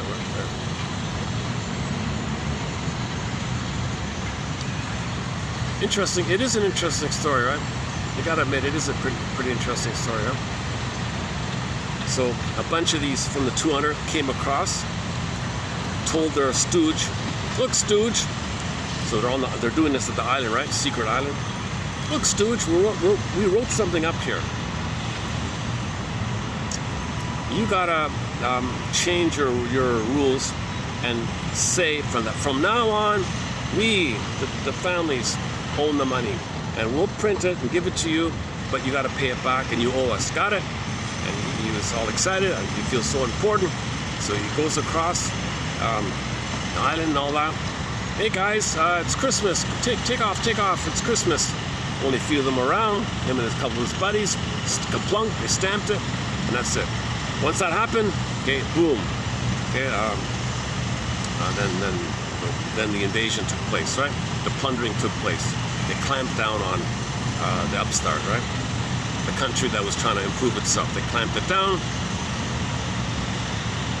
and then in the destruction of it, apparently they put in a puppet to then continue this kind of thing. Okay, for more on this point, go to Professor, the guy from Belgium. What's his name again? Oh my God, what's his name again? Oh, for Pete's sakes. There's a historian from Belgium, originally from Belgium.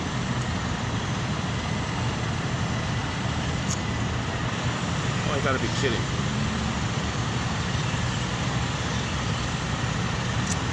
Okay, sorry, I forgot the guy's name.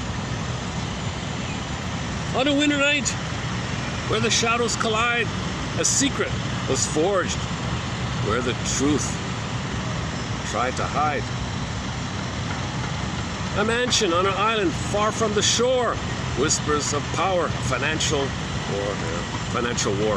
The financial war means, no, you guys, you can't have your indigenous money. No. We print the money and you borrow from us and you owe us. Got it? And that's what that's what the thing is. And that phenomenon. That's what the guy said, the Jefferson guy. Get on, no, you've done it, Vipers, go. And when they did that, they retaliated with the War of 1812. As a retaliation, they were held back. So then it came around again. And it's 100 years after that. I don't know all the whole story about that. Yeah, it is an interesting story, you gotta admit. The bankers convene in the dead of the night. A plan to control and claim their right. A right, entitled, we're entitled. So this sense of right and entitlement, addictive demand of entitlement. The baby is entitled to receive mother's love. I'm entitled, it's my right. The baby is entitled. He's center stage, he's a king and a god, he owns everything. The baby thinks he owns everything. The breast belongs to him. My right. It is the baby's entitlement to have that phase where he owns the breast. So you got the 200, you got the 20%, own 80%. Am I right? Am I right? Breast. So they transfer the past to the present. Remember the quote? You know your self-awareness is understanding how the past manifests itself in the present. So in the present, they say, it's my right that the world is symbolic breast and they're going to nurse me, feed me. That's the parasitic idea, the vampire idea, vampire sucking, all this parasitic, all these images, vampire squid, okay, some creature like this.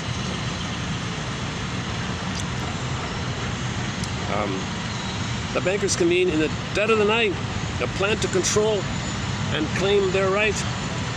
The dollar's the weapon, the nation's the prey. The prey. Yeah, look at this. There it is there, right? Look at that, eh? Predator, prey. Okay, that's a primitive part of the brain, the lizard part of the brain. This attitude of jungleism, this jungleism attitude is a reflection of trauma in the primitive part of the brain. Trauma before the hippocampus comes online.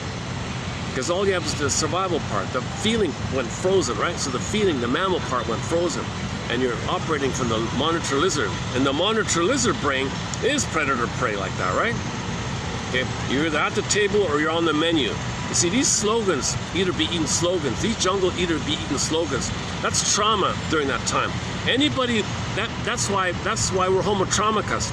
This system is a reflection of homo traumicus. Homo traumicus is this thing where the baby thought is eat or be eaten, survival. I'm gonna die, gotta fight to control the mother, gobble the mother, maybe he wants to eat the mother, have to take in the mother, eat the, there's kind of these cannibalistic images. Yeah?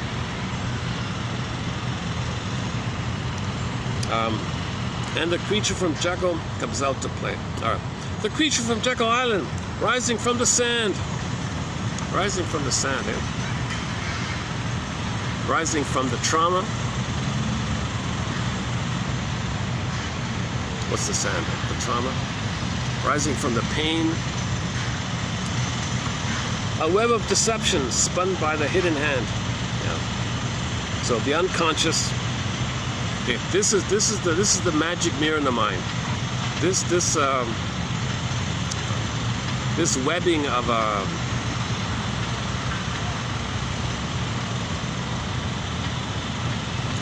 there's even a debate about who are these 200. We don't even, is it 200? Who are the 200, right? Some people said that a lot of these things that you think run the show are just fronts for it. So who's calling the shots? Is he on an island somewhere? Or maybe he's a gardener somewhere. Maybe he's hiding.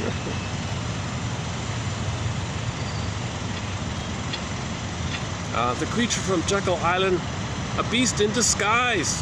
Oh, that's what PR is for. So propaganda is to put make it look pretty, right? So back to that musical from the Barney Miller show. They were going to put a very happy comedy musical about one of these families, right? And the actor Hal Linden, who played Barney Miller in that show, Barney Miller, he was going to play the head of this thing. Nice, handsome-looking guy, likable guy, friendly guy. So they chose a very good, what do you call it here? A very good deception. A very good, what is it? A very good mask. What do you say here? A very good. What is it here? Oh, beast in disguise. Oh, very good disguise. Yeah, having handsome Hal Linden. Yeah, that's a disguise. The mask, right? All right. Oh, well, as insurance, what they did was apparently they created chaos just prior to it. Oh, see all that problem? We'll save you. So for stability's sakes, you got to follow us for stability's sakes. But really, no. After that happened, okay, World War I, right? The invasion, the planned thing. So all the problems there. Creature. Wow. Okay, this is not the typical. This is not a typical video. Whenever I talk, oh, let's finish the song. All right, come on, let's finish the song here. They said, okay, the lie, right? They said it's for stability's sake. Yeah, stability.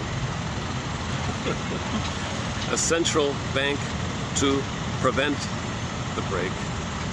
But in the shadows, the deals were made. A nation's soul in the balance weighed. Jesus Christ. The Fed, and this is this is an AI. A computer generated these lyrics. A computer generated. The creature from Jekyll Island, rising from the sand. A web of deception spun by a hidden hand. The hidden hand is the primary process mentation of the Alice in Wonderland. Like that, it's this unconscious things moving on in there. It's trying to structure. It's trying to find mother. It's trying to figure out something. It's trying to figure out a way to be safe and find mother. Lie, hide, gobble. Okay, traumatized baby's got to hide and gobble. You see, so we hide and gobble.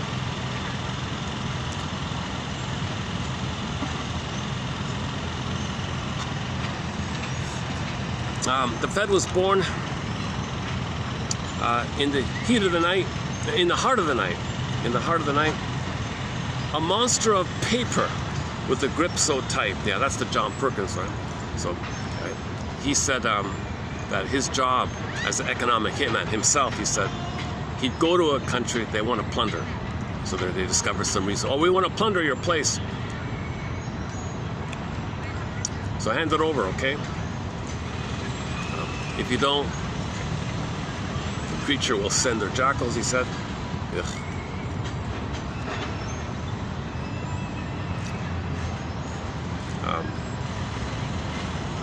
So yeah, so we'll take everything. Now you have nothing for yourself. Oh, you can borrow some paper money from us at interest compounded. Keeps them in debt, keeps the plundering going. It keeps the plundering going because they're debt, more debt, they can more plunder, more debt, they can more plunder, more debt. So they're devouring the planet for a quick buck. That's the devouring thing. The vampire is kind of as above, so below. That'd be like the mother nursing the baby, and the mother can't give to the baby. So the Snow White, she eats the heart. Right? She's eating the heart. Right? The baby's individuality, his real economy, his real self, it's gobbled up to serve the mother, to provide the mother supply, comfort, feeding, goods. The mother wasn't loved. Turns to the baby, baby, I made you to find me. Wow. You mean mother? I gotta mother you, nurse you, I gotta take care of you. Well, symbolically, you gotta do all that. You gotta symbolically do what my mother failed to do for me. Whoa. There's the siphoning thing, right? The extracting. Oh, they call it extracting. Extracted. The vampires extract, right? The vampire squid extracts, right? So his story was, we're gonna extract because mother extracted me, so we're gonna extract you. I feel pain, guilt. That's debt. I gotta do it all the time. So debt, print money, compound. You owe. So that's the outer pillaging is a continuous, timeless, infinite, no time loop of the memory of mother pillaging, plundering, the cycling. So that's timeless. Therapy is about giving time to the timeless. See, the consciousness knows time. The unconscious does not know time. When you can make the timeless into time, that's narrative, that story does that, narrative does that. Narrative medicine, story medicine gives you time, the story gives you time. Once you recognize time, then you can admit the past to the past. If you don't have that story, the past is driving you all the time. The creature is driving you all the time.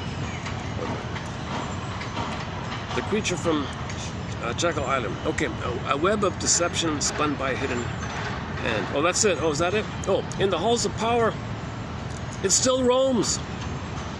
Creature of finance, hidden from what we see. A legend untold. A legend untold. A legend untold. Oh my goodness. It feeds on the future. So it's still doing it. Okay, on this point you gotta play the song Stolen Land by Bruce Cockburn. Not the studio one. You see, the studio one has like a dancing, oh, we plunder, we steal land, we please steal land. It's like a jingling, it says a dancing kind of thing. And maybe that's why Bruce Cockburn was awarded Officer of the Plunder System, because he put a dance number to plundering the plant. Stealing land, we steal land, we did it there, we're still doing it, dance, dance, dance. So, we like that, we had fun with you. We're amused by your song. We're gonna make you an Officer of the Plunder System. And his Call It Fill in the Blank song, oh, yeah, that was kind of cute, we like that. We were amused by that. Those two songs, we're gonna make you Officer of the Plunder System. Now Bruce, the other side of Cockburn is that there's a live version of Stolen Land that doesn't have that connotation. It's just solo, it's just a voice and a hand drum. That one maybe is the other side. The tone of that one is the anger of the plundering. But his official studio one, it sounds like let's dance to it or something. Stolen Land. And we're not through yet, he said. We did it there, we plunder there, we plunder there, we plunder there, and we're not through yet. So I don't like the studio, to tell you the truth. It has a cynical dippity dancing kind of thing. But when he did it live, I saw the other side of him, the soulful side of him, where he's saying, no, I don't mean it that. Bruce Cockburn is definitely a man of two minds. When he sings the live version of Stolen Land, you see his heartful side. The studio stuff is the other one, right?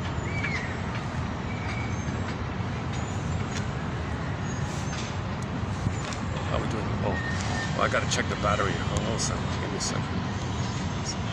It's oddly quiet around me here. Usually it's kind of noisy all the times. Oh. Battery, 13%, 430. I've only got like. Okay, let me finish this in about 10 minutes because the battery drains quickly when it gets near the end. Should we play Stolen Land?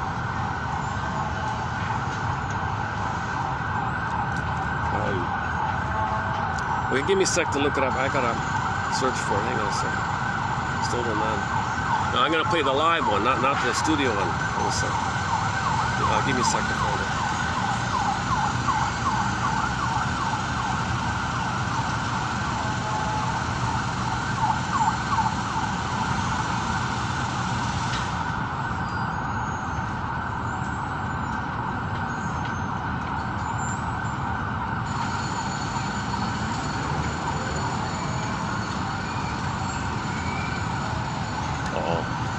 It's not showing. Oh, I got a slow connection. That's not okay. I can see Paulo like last time. Okay, if you don't hear it now, your mission, submitted for your approval and consideration, is play the live acoustic, just him and a hand drum version of Stolen Land by the folk singer Bruce Coburn. Still not. Oh, look at that. Still not. Look at that, eh? The connection's really, it's really slow today. Eh? Oh my goodness.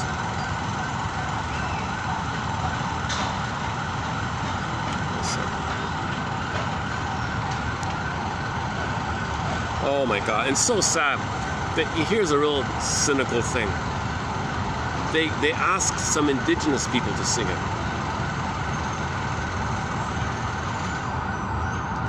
They don't get the cynical. They don't get it. Okay, hold on a sec. Where is it?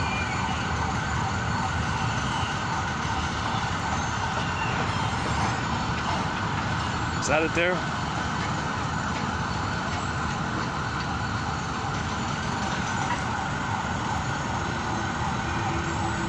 Okay, I'm not sure which version. Hang on. Okay, let's try this one.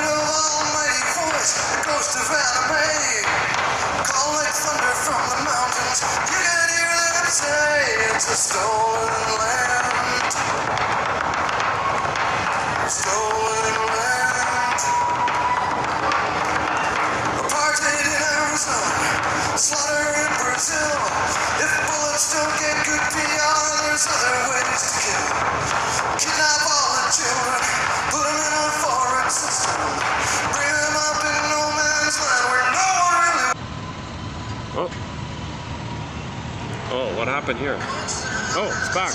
Hold on. Stolen land. Stolen land, but it's all we got. Stolen land, and there's no going back. Stolen land, and we'll never forget.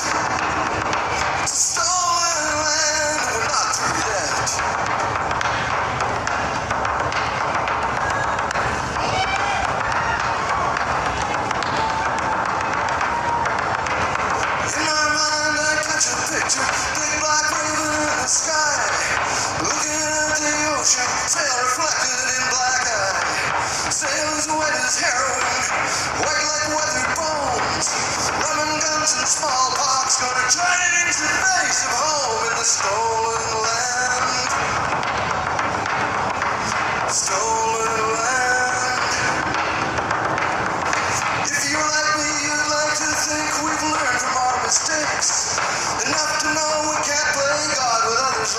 So now we've all discovered the world wasn't only made for whites. What step are you gonna take to try and set things right in this stolen land? Stolen land. It's a stolen land, but it's all we've got. It's a stolen land, and there's no going back. It's a stolen land, and we'll never forget. It's a stolen land, and we're not through yet. It's a stolen land. Stolen land. Stolen land. Stolen land.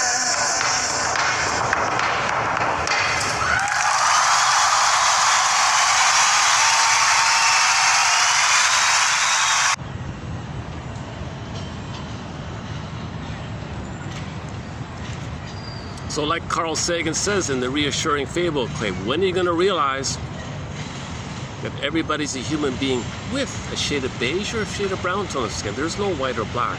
Nobody has white skin or black skin. Forget this nonsense, right? We're all human beings with an amount of melanin. If you have your original highest, you have a shade of brown. If you lose the melanin for whatever reason, sun exposure over time, trauma to the pineal gland, I don't know, and the melanin is diminished, so the skin tone becomes less melanin, so it's more of a shade of beige. Less melanin affects the color of your hair and eyes also. It's just a melanin, it's just a chemical responsible for the color of your hair, eyes, and tone in the skin. It's a superficial, trivial biological variation like that. It doesn't change the billions of years of being a Homo sapien like that. So when you're going to realize you're a human being with a shade of beige tone of skin or a shade of brown tone of skin, at least do it that way, right? But in severe trauma, you see,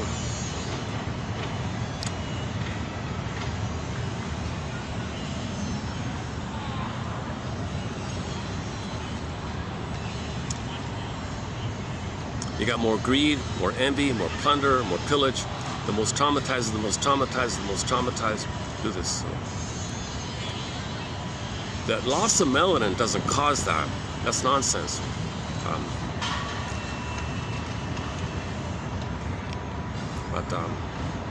It's the way babies are birthed and raised. That's what causes it.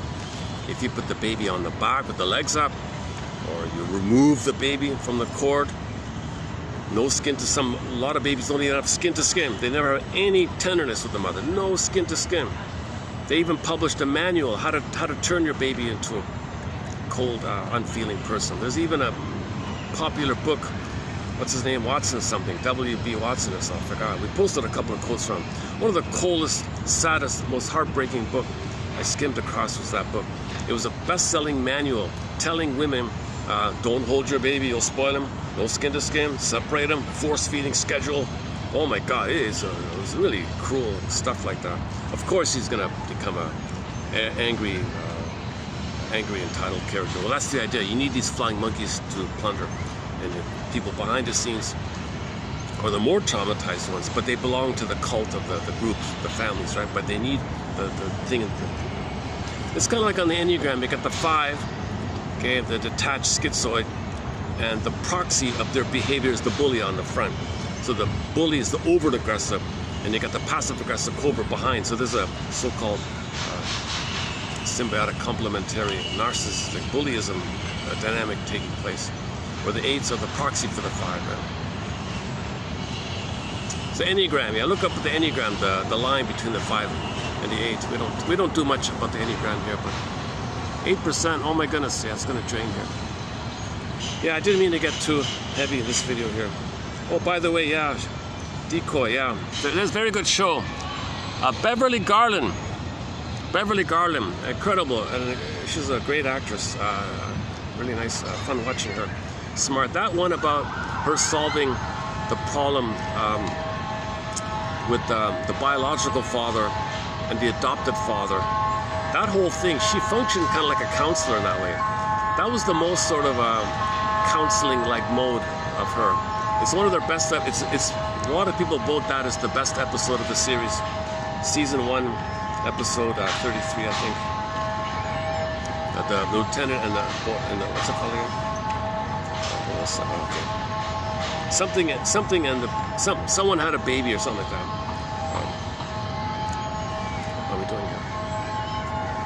I have to close this before the batteries, otherwise the whole video is lost. So I've got like 2 minutes left here. Any final thoughts? Any final thoughts here? Let's quickly dig up those fun ones. 3202. A chicken crossing the road is poultry in motion. Poetry in motion, poultry in motion, poultry in motion. TV is called a medium because anything well done is rare. Only by acceptance of our past can you alter it. Our ultimate freedom is the right and power to decide how anybody or anything outside ourselves will affect us. We dance round in a ring and suppose, but the secret sits in the middle and knows. Perhaps the only pain that can be avoided is the pain that comes from trying to avoid pain. We're all pilgrims on the same journey, but some pilgrims have better road maps. He who finds himself loses his misery. We don't know who we are until we see what we can do. For the love of narrative medicine, thanks very much. May the cybernetic force be with you. We'll see you in the next video. Your mission submitted for your approval and consideration, should you choose to accept it, is to check out those two songs by the folk singer Bruce Goldberg. Call it Fill in the Blank and Stolen Land, and see what you think.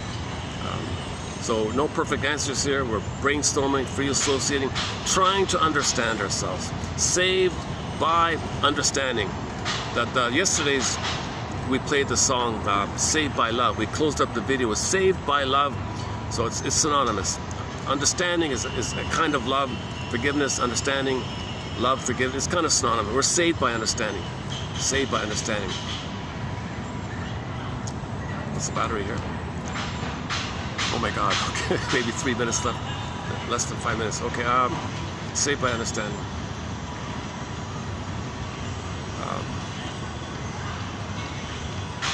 Well, the most recent one joke I heard was Pavlov? That name rings a bell. Check out the classic rock band Pavlov's Dog.